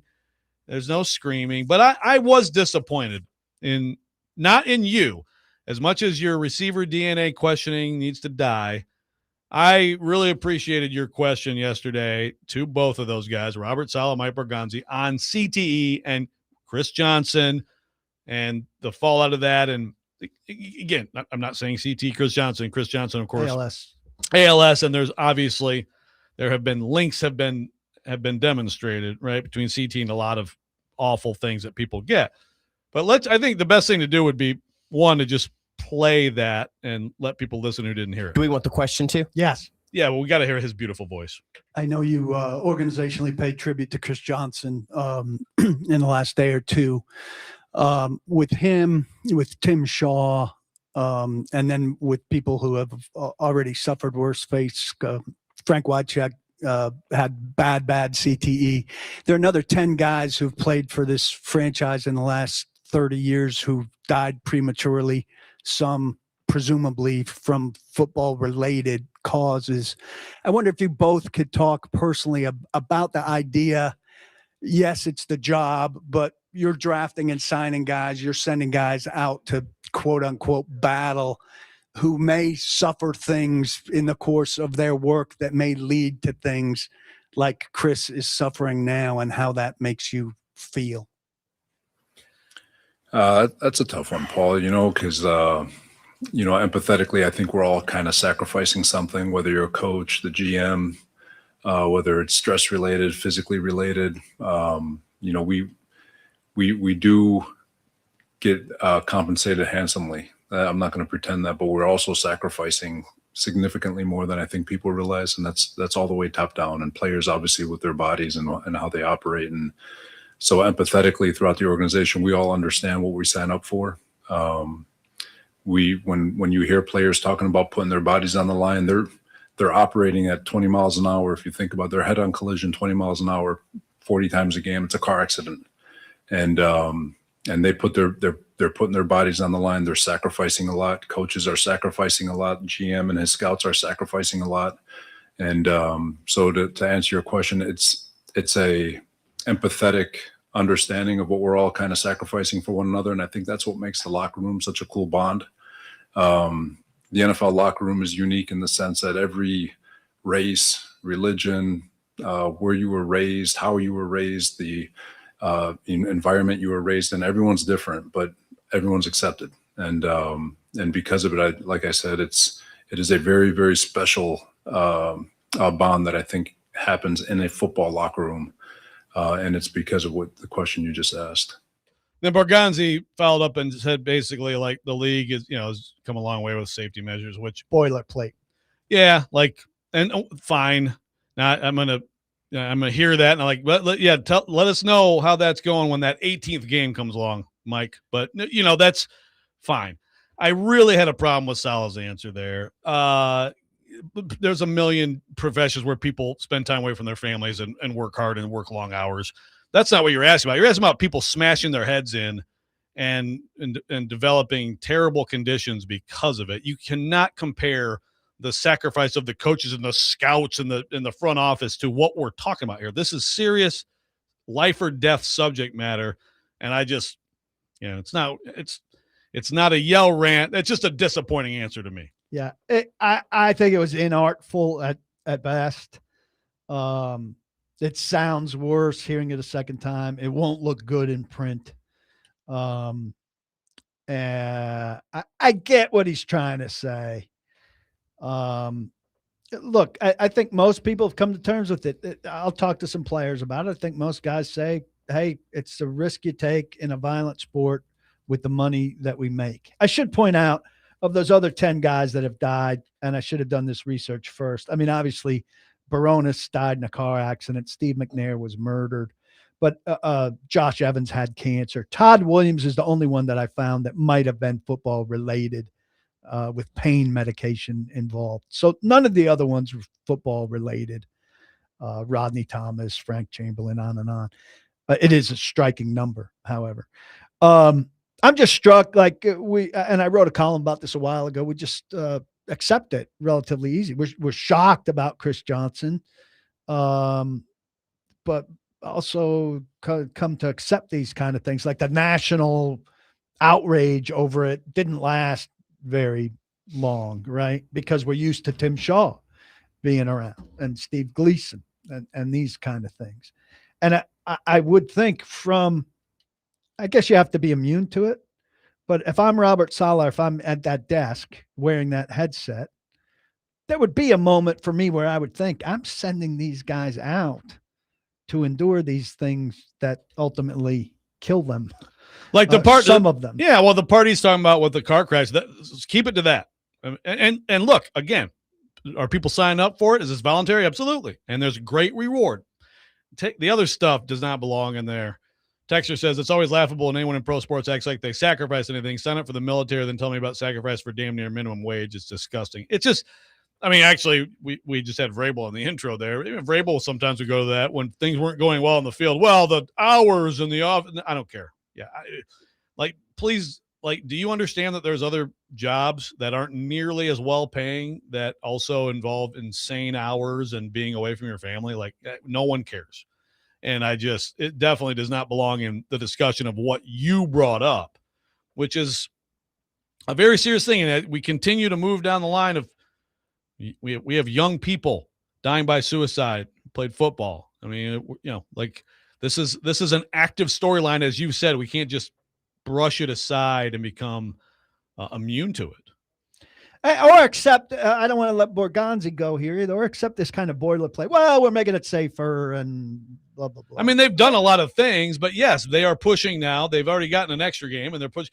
That's when you really get hurt. I mean, you can do all this stuff in practice and take it away, but it's when you're playing full speed in a football game that you do this damage. So let's add games and a lot of people talk about safety. And a lot of people say, said in response to my column or said when I retweeted the Marcus Nealon thing, like, hey, let's be sure to pay attention to this, which I do every time something comes out. Let's be sure to pay attention to this. What can we do? I'd say talk about it. Let's at least always talk about it. We cannot every be time it complicit comes out with the NFL and trying to brush this under the rug. Right. Yeah, let's not just say, oh, this is football.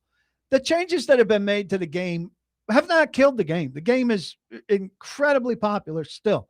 They've taken the kickoff and changed it.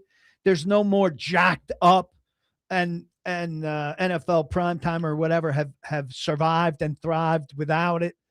I'm not looking for it to be touch football. And I understand that there's risks. And I'm sure the guys I talk to are going to say that. But Sure. it can be talked about honestly. Better. Yeah. And talked about honestly for sure. Yeah. All right, we come back. We'll get back into on the field Titans stuff with PK for the final hour. Robby and Rex Show, 102.5 The Game.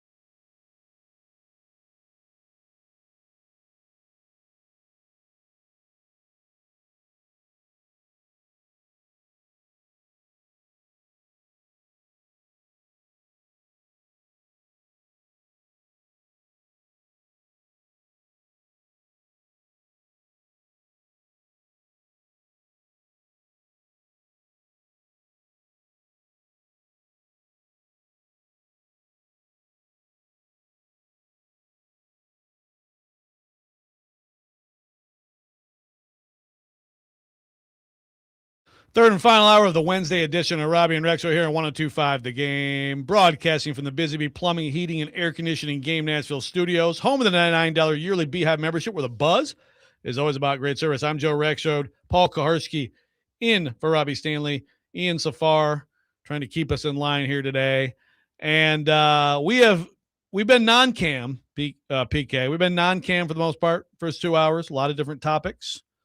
We're gonna have how about Ed from Jersey? Our good friend Edward. Ed from Jersey, starting a more cam-centric hour in which we can have the cam do's, the what are you doings, and the cam ambivalence all sort of arguing with each other and figuring out who's right. Ed, what's going on? Wow, the lead in. How about that So much lead in? pressure. So Exhausting. Listen, so I have been obviously a longtime Titan fan, right? Oiler fan, over 40 years. So I'm coming at this from that perspective.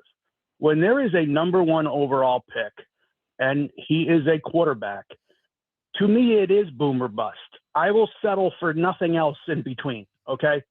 Now, my point is, I hate the argument that, well, if he was picked in any other year, he would have been drafted X. I don't care. And two, there's also a narrative going around that, well, if we can get Baker Mayfield out of him, it'll be okay. I want more. I want the ring, guys. I think if you ask him, throughout his career, if it doesn't produce a ring, he would view it as a failure. I view that as a failure. I mean, if you're number one pick and you are a quarterback, it should produce a championship. Now, would I settle for a perennial playoff? Absolutely. We've won 6 games in the last number of years.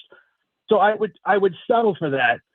But I ain't got another 40 years to wait. I mean, my bar, is it too high? Am I being unreasonable with the perspective of being a fan for that long? Just wanted to get your thoughts. You're not being unreasonable. I mean, that should be expectation with the number one quarterback. It just doesn't sift out that way all the time. I mean, Trevor Lawrence was that kind of quarterback and hasn't produced that kind of thing. It's amazing. Okay, that's right, because you got the screen too. Because as Ed's talking, there's a Trevor Lawrence thing on ESPN, and that was exactly what where I was going to go. Is okay. So would you take Trevor Lawrence? If you're a Titans fan, would you take? I mean, he was really good last year. I like Trevor Lawrence. I've given him more leash than he deserves, probably. I mean, he's the example of the time that it takes. He's the example of circumstances screwing a guy up with the Urban Meyer era. But he's also PK. He's also an example of he gets hurt. 99% of these guys are not as good as people think they'll be. Really, it's 99%. Right. But he had an Andrew Luck reputation coming out, and he's not Andrew Luck. He's not. I know, and he never will be. But Andrew Luck was Andrew Luck, and most of the guys who come out as Andrew Luck are Andrew Luck. Marino, Elway, Manning. I mean, right? Wow, but there's a whole bunch of guys who were supposed to be that weren't. Ryan Lee. You want to go through all the guys who were supposed to be? There's way more of them. I think the Cam sliding scale happens because it was the wrong year to have that pick. There haven't been too many of that guys right now. Is Caleb Williams that guy? Is Drake May that guy? Even I think they're closer to that guy. I like their futures more, certainly. But they're not Andrew Luck either. And again, by the way, just real quick, this is where, and Ed, I think Ed, there are two different things here. Ed's saying, I want a ring. I want a championship. Yeah. We should want That's what it's about. So there's some of these franchises. I mean, the Miami fans got all those years of Dan Marino. They didn't get a ring. So, like, I feel like sometimes people, even though it's the most important position, PK, like, it's like, okay, great. Congratulations, Chargers fans. You've had Fouts and Rivers, and now you got Herbert. And what do you have to show for it? I'll take being the Bucs and winning it all with Brad Johnson, right? Right. But that's a long time ago. There's not been a Brad Johnson or a Joe Flacco. Some people will tell you that's what Jalen Hurts is. I think they're underselling him a Sam little bit. Darnold is that. Yes, right? exactly. But it's been a hell of a long time between the last guy like that and Sam Darnold. It's not the ideal path, but it's the Nick path. Foles was less than a decade ago, man. You're right. And it's the path most teams have to choose. You don't have an alternate because you don't land the big guy, and there are so few of them. So sometimes the big guy doesn't bring you a championship. The whole point is to win championships. Right, Marino never did. So you should want that, but it may be beyond what he can deliver you. And so if he turns out, I think most of us paint what we envision as the best case scenario for him. And I don't think the best case scenario for him realistically is that he's a top 5 quarterback in the league. Now, maybe 3 years from now, he's grown into that and surpassed our wildest expectations. But right now, it looks like, to me, best case scenario for Cam Ward is 12 to 15. And to me, if I'm a Titans fan, I take that. Yeah, and you can win with build a great team around him and win. And Steve McNair, frankly, he won an MVP. He won an MVP. He wasn't but when they always were a top 5 guy. When they did their best with him, he was 12 or 15. Yeah. In 99, he was nowhere close to a top 5 quarterback in the league. You go look at his numbers that season. He's throwing for 150 most of the time. Different league. He was a gamer. Different league. He was a winner. He made clutch big plays. And he guided a team that was what we're talking about, a defensive run-based football team. And people forget this. Steve's premature, sad death changes the storyline. Those Titans, the 1999 Titans, were not Steve McNair's team. They were Eddie George's team. Yeah, so, I mean, and yes, that is a long time ago, okay? So, obviously, we've had, but you go through the years. I mean, last year it's Drake May with a great season, and I think he's going to be a great quarterback, a really good quarterback for a long time at least. Sam Darnold, who played great, but look at that guy, his career. Again, Jalen Hurts. Jalen Hurts played incredibly well, actually in both faded. Super Bowls. He's faded. Faded. But again, you've got Purdy in a Super Bowl. You've got and again, even like Peyton Manning in his state. Second. Yes, it was Peyton Manning, but that was a second go round. That was a middling quarterback with a team with the best defense in the league winning it all. I mentioned Nick Foles. And look, Josh Allen would probably be one of your top 3 choices right now, and he's not sniffed a Super Bowl. Right. So you can have Josh Allen, Lamar Jackson, Justin Herbert has all of the skills you would want. You would take Herbert over Cam Ward in a second, and he's not gotten anywhere close to a Super Bowl. So the variables are just almost infinite. And again, we have these rules that people think. Here's a text. Here's a perfect example. Okay, it says you can't win a Super Bowl with someone in the 12 to 15 range getting paid top of the market QB money. If we're going to win the award, it will need to be in his rookie deal. I just mentioned Peyton Manning to you.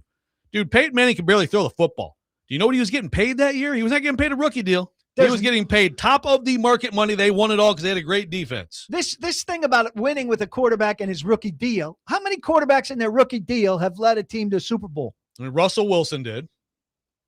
And Patrick Mahomes, too. Patrick Mahomes this big plan where you're going to win a Super Bowl with your quarterback on a rookie deal because you could spend the money elsewhere. I think those are the only 2 guys that have done it. Jalen Hurts. Okay. Jalen Hurts. But like that, and that's Drake May got him there last year. Right. But that's the master plan, and that's the way teams are doing it, is not true. Yeah, I mean, look, I get the idea, and certainly, like when Russ did it, it's aspirational. When Russ got him there, and they killed, there was a lot of talk like, this is it, this is a formula, get him. But let's also be real, and we need to. There's limitation on this, but the cap is real, but the cap it's not a hard cap, and so if you're going for it.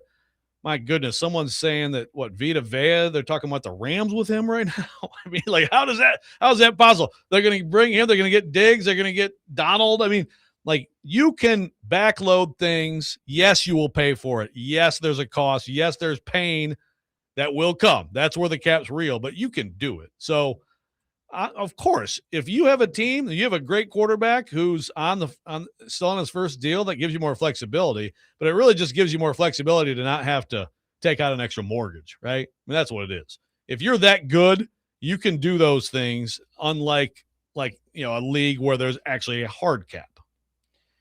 When we come back, Joe, there's a big... Well, you trying to take over the show? I tell us when we're going. Yeah, what if I want you to keep talking? But I've got a great tease here. You got a tease? All right, go ahead. And I know that we're against a break. Go ahead. Familiar enough here. Look at you. You steal my thunder. When we come back, there's a huge contract signed yesterday that makes Jeffrey Simmons' contract look really good. Except that the huge contract signed yesterday, don't believe it. Okay. Huge twice. We'll be back. Robby and Rex are 102.5 The Game.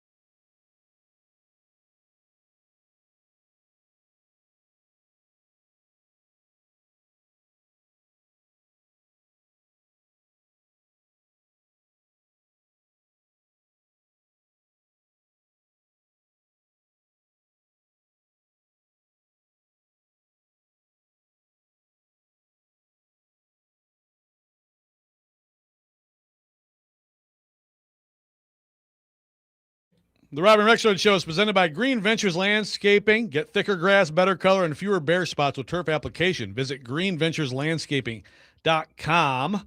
Welcome back into Robby and Rexrode 102.5 The Game. Subscribe to our YouTube channel at 102.5 The Game for live shows and exclusive content. And, of course, hit us up today there or on the Game phone or text line, 615-737-1025. Now, PK, I know you've got you want to talk Simmons deal, Jalen Carter, all that. We can talk about that. There's also a lot of reaction to the rookie QB deal we can get back into too. Right. But go ahead. Well, quickly let me deliver on this. And this I don't understand why we just keep doing this. So everyone's going crazy over this Jalen Carter deal. Eagles and Carter Tuesday agreed to a 4-year contract extension through 2031 worth $152 million up to $160 million, including $106 million in guaranteed money. Drew Rosenhaus confirmed that he confirmed it to Florio. Now Florio, hypocritical, Mr. Journalism, Captain Journalism. Florio always says, "Don't buy the numbers until the real numbers are in." In this case, don't buy the numbers until the real numbers are in, unless Rosenhaus is giving me the initial version of the numbers. And you know he's reliable. In which case, I'm putting them in. Right. This deal is nowhere close to 4 years and $152 million. It will be nowhere close to that when we see what the actual deal is. It will have nowhere close to $106 million in guarantees. And then you have to see injury guarantees versus actual guarantees. We do this every time. Why do we give the agent the privilege of having 4 days market setting deal fake numbers before we see the real numbers? So ultimately then do you think it will be inaccurate to say that Jalen Carter has now had the market setting deal for an interior defensive lineman? My guess is it probably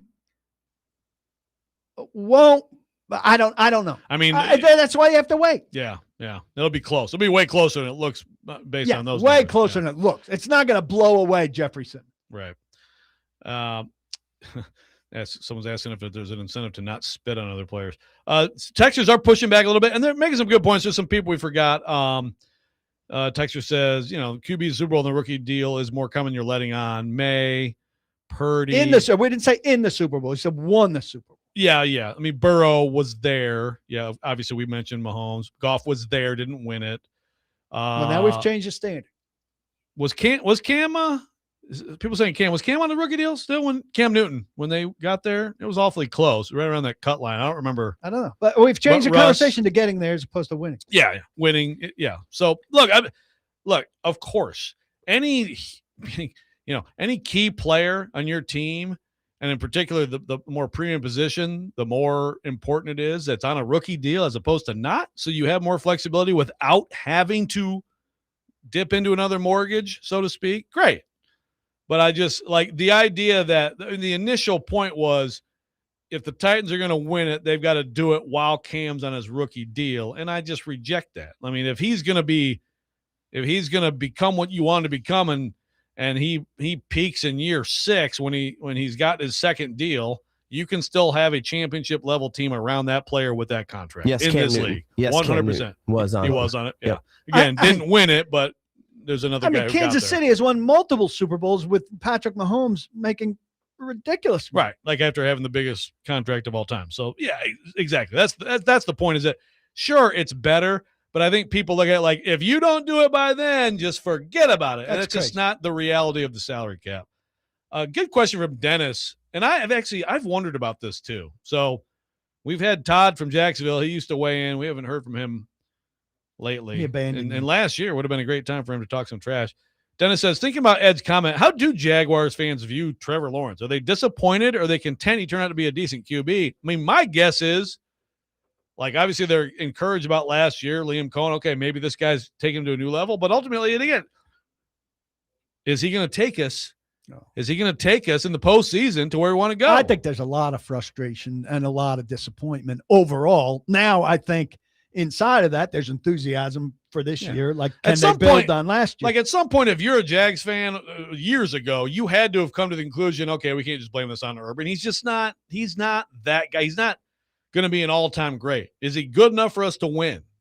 That's It's been a long that's what time. matters. It's been a Like, long time. it's And still- he gets hurt a lot. He misses games almost every year, it seems like, and he's just not grown enough. But this is a category of quarterback. There's some guys that fall in this, that we talk about, these second chance guys now that are emerging with Darnold at the head of the class.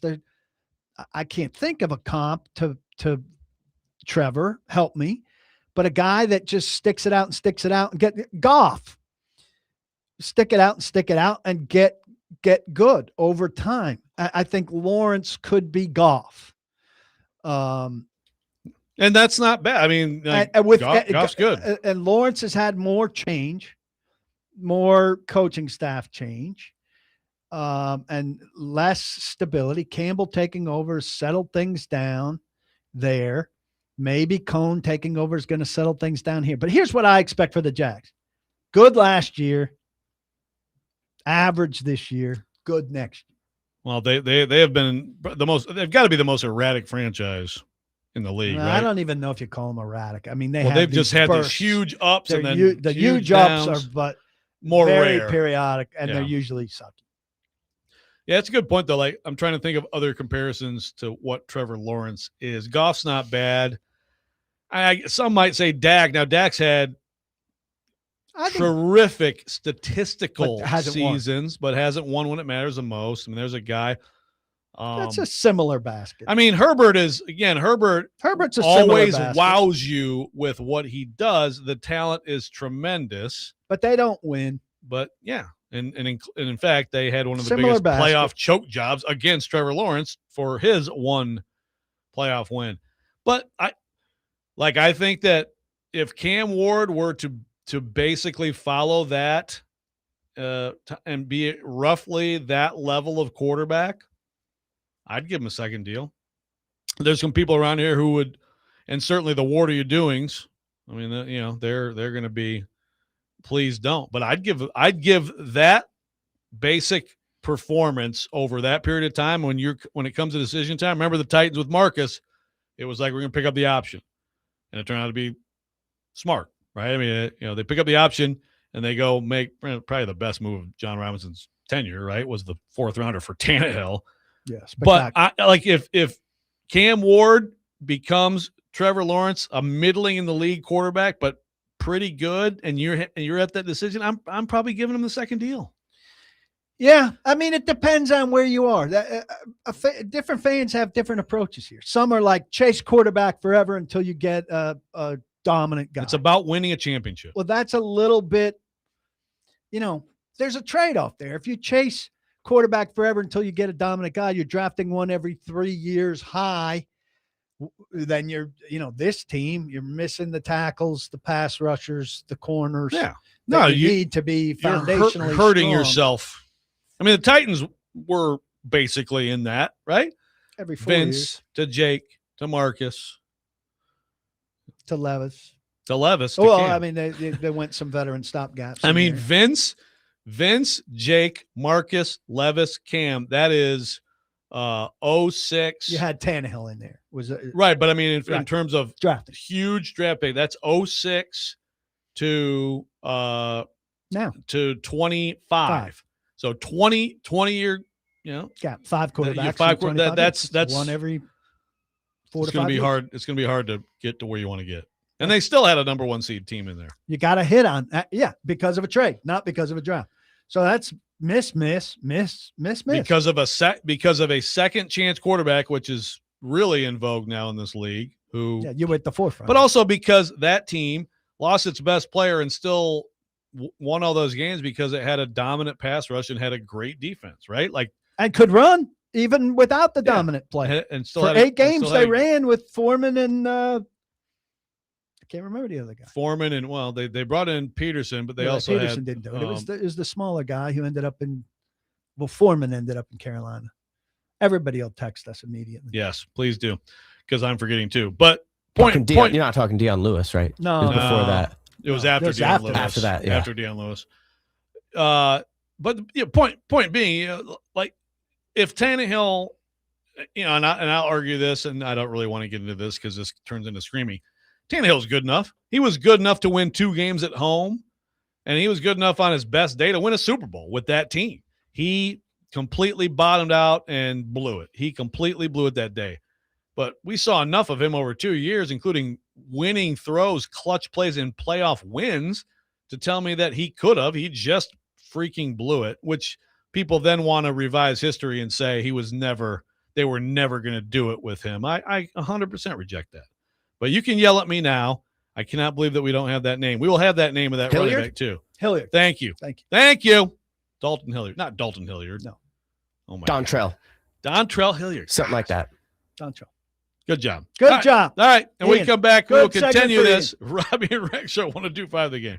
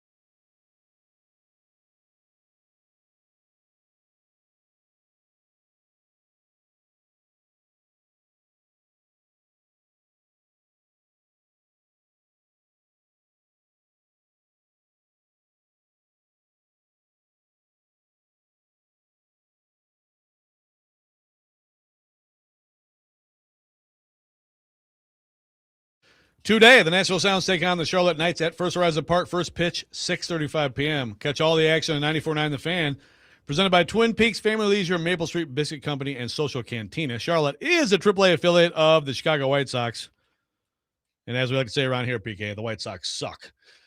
That's just one of my sayings of my life. Actually, is the White Sox suck. Was it ever much of a rivalry? Oh, yeah. Yeah. No, it has been absolutely. Yeah, but when they had like AJ Przinsky and those guys, now granted, back in the old days, White Sox were in the AL West. Tigers were more rivals with Blue Jays, Yankees, Red Sox, etc. But it's been a while now. And yes, those early 2000s White Sox teams, right up there in the list of teams that I despise in any sport. I mean, since you brought it up, I'll say with regard to the Yankees and the Tigers, was it ever much of a rivalry? Yeah, I knew you'd say that. Well, it was to us, okay? It mattered to us, PK. I mean, Whitaker Trammell, I remember that was a nice squad. Yes. Yeah. 30 years ago. No, that's true. Actually, 42 was the last time we won it with them. They were still around 30, though. Okay, so I had a really good point to make, and something about Cam, I think. Thanks for people on the Dontrell Hilliard front. Yes, that was an amazing accomplishment. Those 8 games. Yeah, no, it really was. And Derrick Henry, whose stats and record are absolutely phenomenal. If you gave him those 8 games, it would take him to another world. Yeah. Yeah, no, it is. Because he'd have a 1,000-yard season there. He'd have a 2,000-yard season probably. Yeah, it'd be right there. Would have been right there. One point on the whole QB thing, the Super Bowl, that Corey Curtis brings up on my personal text line. We talk about the Chargers, Fouts. Well, of course, Breeze, by the way, for a bit. Then Rivers, and now Herbert. That one guy has gotten them to a Super Bowl. Then with Stan Humphries. So all those incredible players, and then Stan Humphries with Bobby Ross coaching, and very good point. Who was the running back for them? Oh my gosh, Chuck Butts. No, Chuck Muncie. That's Dan Fouts. No, it was not Means, right? Not Natron. Was it Natron Means? Was it Natron Means business? It might have been somewhere around there, that era, right? And another point Corey makes is the original. See if you can answer this, PK. The original retread quarterback who had been given up on after being going so high, who won a Super Bowl. Doug Williams. No, I don't know where earlier than Doug. Drafted. Yeah, Doug. Well, Doug was Tampa Bay Bucks, and he was good, but no, Jim Plunkett, Patriots savior, didn't work out. Ends up with the Raiders, gets it done. Justin from Greenbrier says on the text line, driven by WilsonCountyHunter.com, says Tannehill had the worst game possible against the Bengals, and Burrow just kept getting back up like Jason Voorhees. That was the Titans' absolute best chance to get a title, and Tannehill forgot how to play that day. It was not their best chance to get a title. Well, that's true. Their best chance when they had the 2 times they lost to Baltimore in the playoffs were pretty good chances. Well, in particular, the year 2000, they had the best team in the NFL. Yeah, they had the best team in the NFL. Now that was a catastrophic loss. So was Cincinnati, but Cincinnati's much more current. Right, and that was still a very good chance. I mean, you're bringing in Kansas City to your place, a team that you trashed not too long before that. And it doesn't mean you would have beat them. You might have gotten Mahomes again like you had 2 years earlier. AFC Championship game at home is pretty nice setup. Right. And then, I mean, could the Titans have beaten the Rams? They went out there that same year also and beat their butt in their stadium. Right. So beating those teams twice, hard. But there's no team. They're capable. Some years there's a team out there where you're like, yeah, it's probably not going to happen. That was not that year. Well, it was that year. At all that year. It was the Bengals that year. Well, yeah.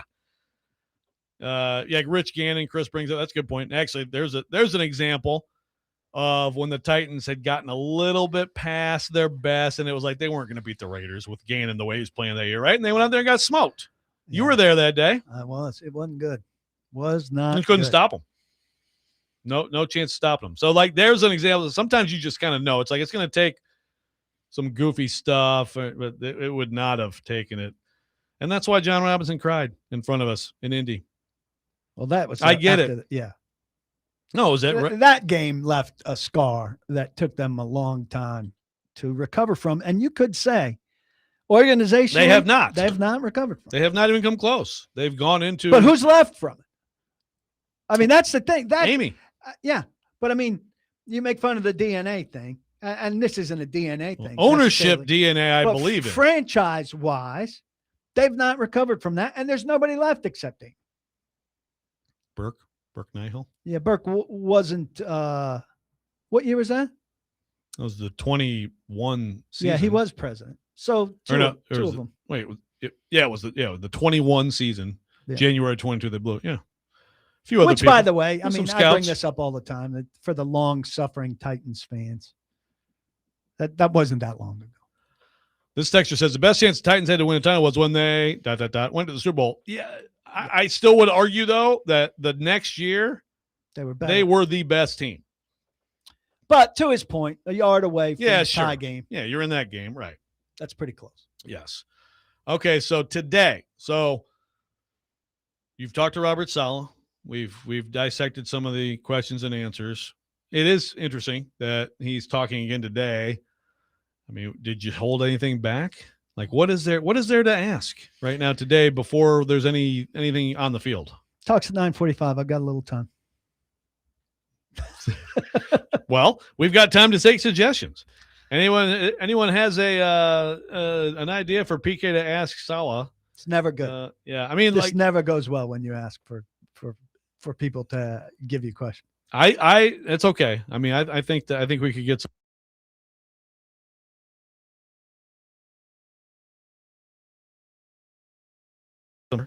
today. We know that J.C. Latham, as you reported and as you pointed out, you alone reported that Mike Borgonzi misspoke yesterday. That Latham's pectoral thing was not going back to last year, because that would be problematic. I mean, that would be worrisome, right? You're like, okay, so he's got the hip thing. Explanatory. What's that? It would explain a lot if he was dealing with a pec last year. I suppose that's true. You could more easily excuse his performance last year, but it was something that he got this most recent OTA. Couple months ago. And he's day to day. So you hope that means like a couple days and not like after day 5, we're like, man, it's still day to day. Yeah. And sometimes day to day is week to week, but you just don't want to say week to week, right? But I believe it to be day to day. Legitimately. Actually day to day. So that's a big deal. Who else? I mean, everybody else is healthy. I've heard that Calvin Ridley had that bug that has gone the diarrhea or virus, some version of it. So he may be slow out of the gate. Look at the information we're getting from PK. That reminds me. Remember when AJ Brown told us that he had some bad lettuce at Chipotle? Everybody for a few days steered clear of that Chipotle, because that is one that we used to go there during breaks sometimes. Had a direct bearing on their business. James says he'd like you to ask Saleh how to keep that head nice and shiny rather than slightly dull and pale like yours. I don't look. His head is very shiny, coiffed. Mr. Clean. But in front of the camera, you don't want the shine. You want it.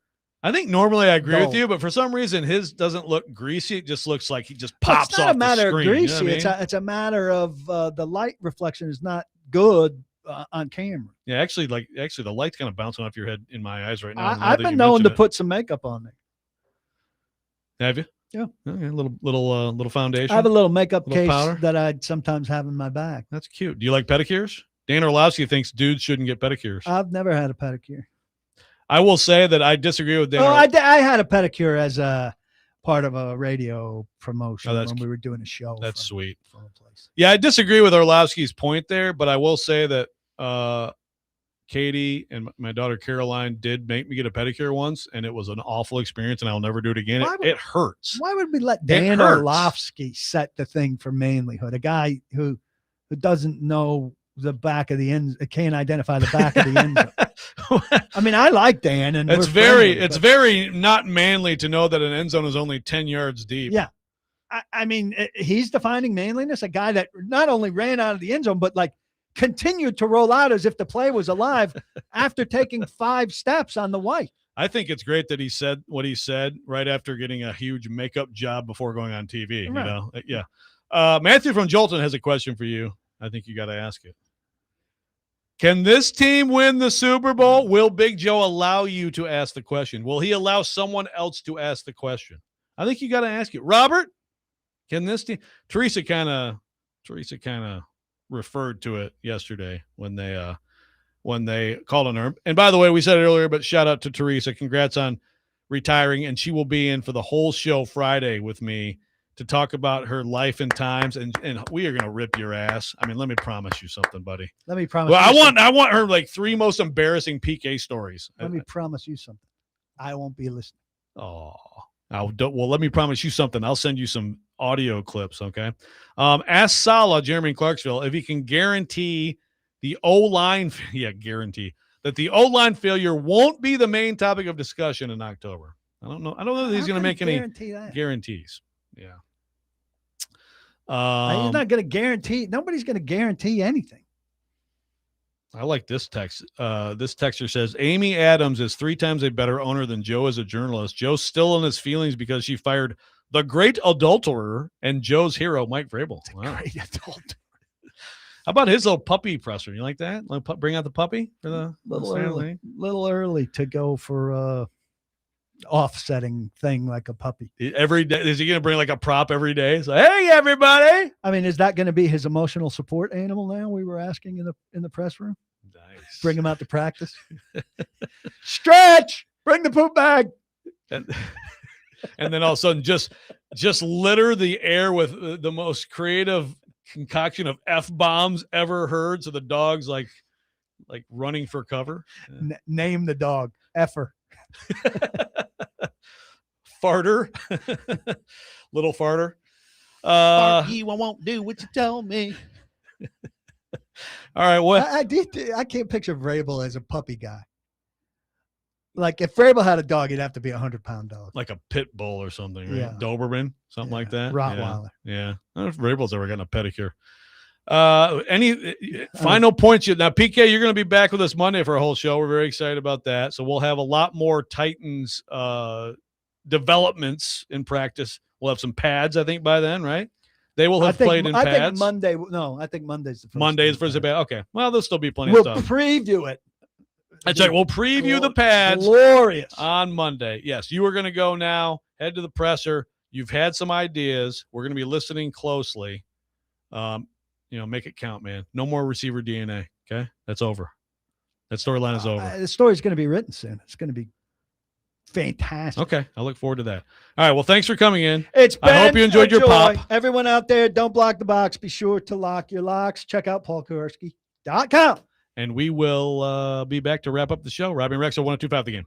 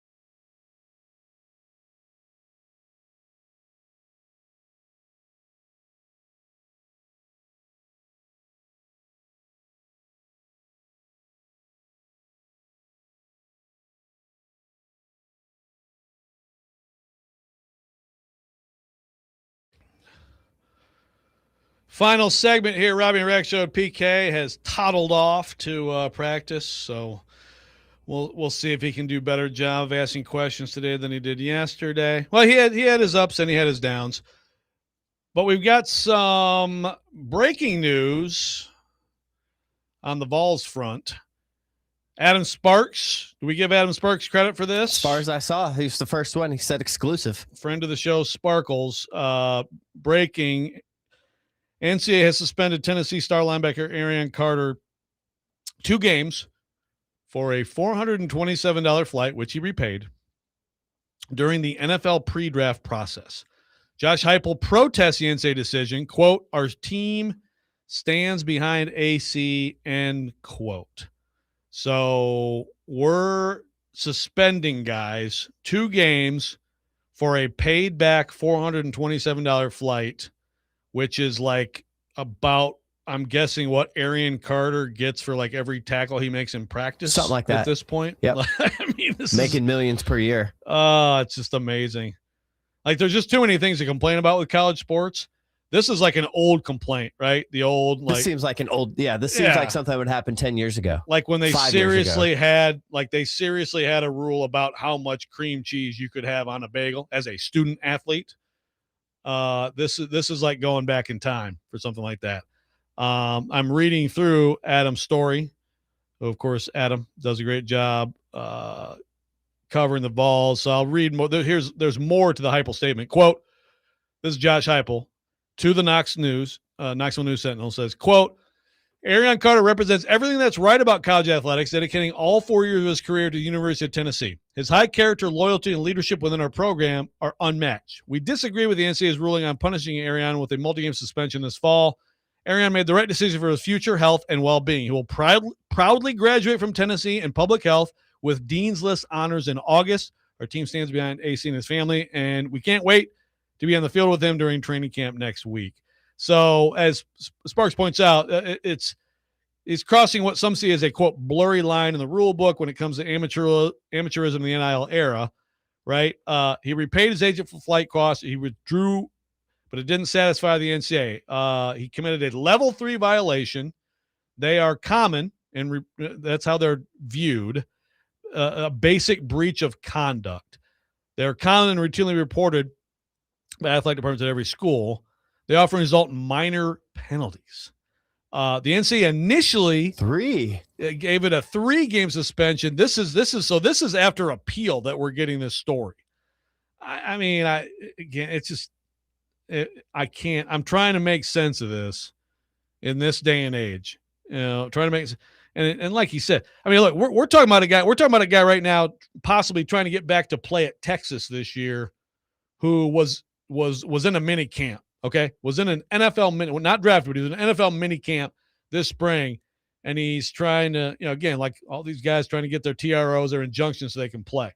So we're talking about that as a possibility. Someone who was a professional, was an NFL player trying to play college football, and we're popping a guy for a flight. There's a quote in here that at the NCAA calls a, quote, test in the waters phase in preparation for the NFL draft. Is that a thing? So, okay, so it says because he accepted a material benefit from an agent during what they call a, quote, test the waters phase. So test the waters phase. Is that, how do you define that? Yeah, I mean, right. I mean, that's that in between time, before you have to make a decision. But again, I mean, so here's the NCAA memo. Quote, "You, your family, and your friends are not permitted to receive any benefits from an agent. Examples of material benefits include money, transportation, dinner, clothes, cell phones, jewelry, etc. Please note that benefits may also include, but are not limited to, activities such as tryout arrangements with the professional team and coordinating tryout schedules," end quote. Guys, these kids are getting agents now in high school. They're getting all kinds of money from their agents before they get to campus. They're making millions. We've been talking about that. They're making money millions before they even show up. Arian Carter, I could just wildly speculate. I promise you, the level of player he is making 7 figures this year playing for Tennessee. I feel very confident in saying that. If not, it's very close to it. And we're talking about a $400 and some flight, which he repaid. It's just, and through appeals, they've knocked it to 2. And the thing is, with Tennessee, if you want to just look at their season, I mean, he's the centerpiece of the defense, right? Like, that's the strength is the second level. I do think their secondary is going to be good too. Massive questions about their defensive front and their edge situation. That Georgia Tech game is, I mean, that game swing game could have a massive impact on how this season goes, and that is not a game that I want to be missing the captain of my defense. I mean, it's asinine, you know. And again, I don't want to turn this into, you know, GBO Homer show, but I would say this about this exact situation with a player from any other school. It's the bill just have nonsense. Anything in that new bill or whatever that would address stuff like this? Maybe not specifically, huh? Nah. It's so hard to keep track of what they're adding constantly to this college sports bill. It's hard to keep track of it. Right. Well, it's always changing. It's like adding this, taking away this, adding this. You know, does this, you know, is there anything in there that would change how they feel about this kind of stuff? I don't think so. I mean, what we have right now is we have the NCAA is still the NCAA, so they can still do things, but we focus more on the CSC, right? Like, they're really in charge of the NIL deals, and they're getting trampled and getting ignored, and at this point, proving powerless. So but no, I mean, I think this bill, you know, the big thing the Big Ten and SEC want is they want this retention pool. So basically, the cap is going from 21.5 to 50 if the SEC and Big Ten have their way, because that's what their teams are spending. Like, the top teams in those leagues this year, $50 million rosters. Right in that range. It's crazy. Yeah. But again, let's pop someone for a $400 flight. Incredible. Yep. So there you go. There will be more reaction to that today. I think angry reaction is warranted. Tennessee got kind of screwed here on this one. Of course, Titans camp going on. Robert Saleh talking a little bit, and they'll have the first practice today. We'll have all that for you today on 102.5 The Game. This is Robby and Rexrode.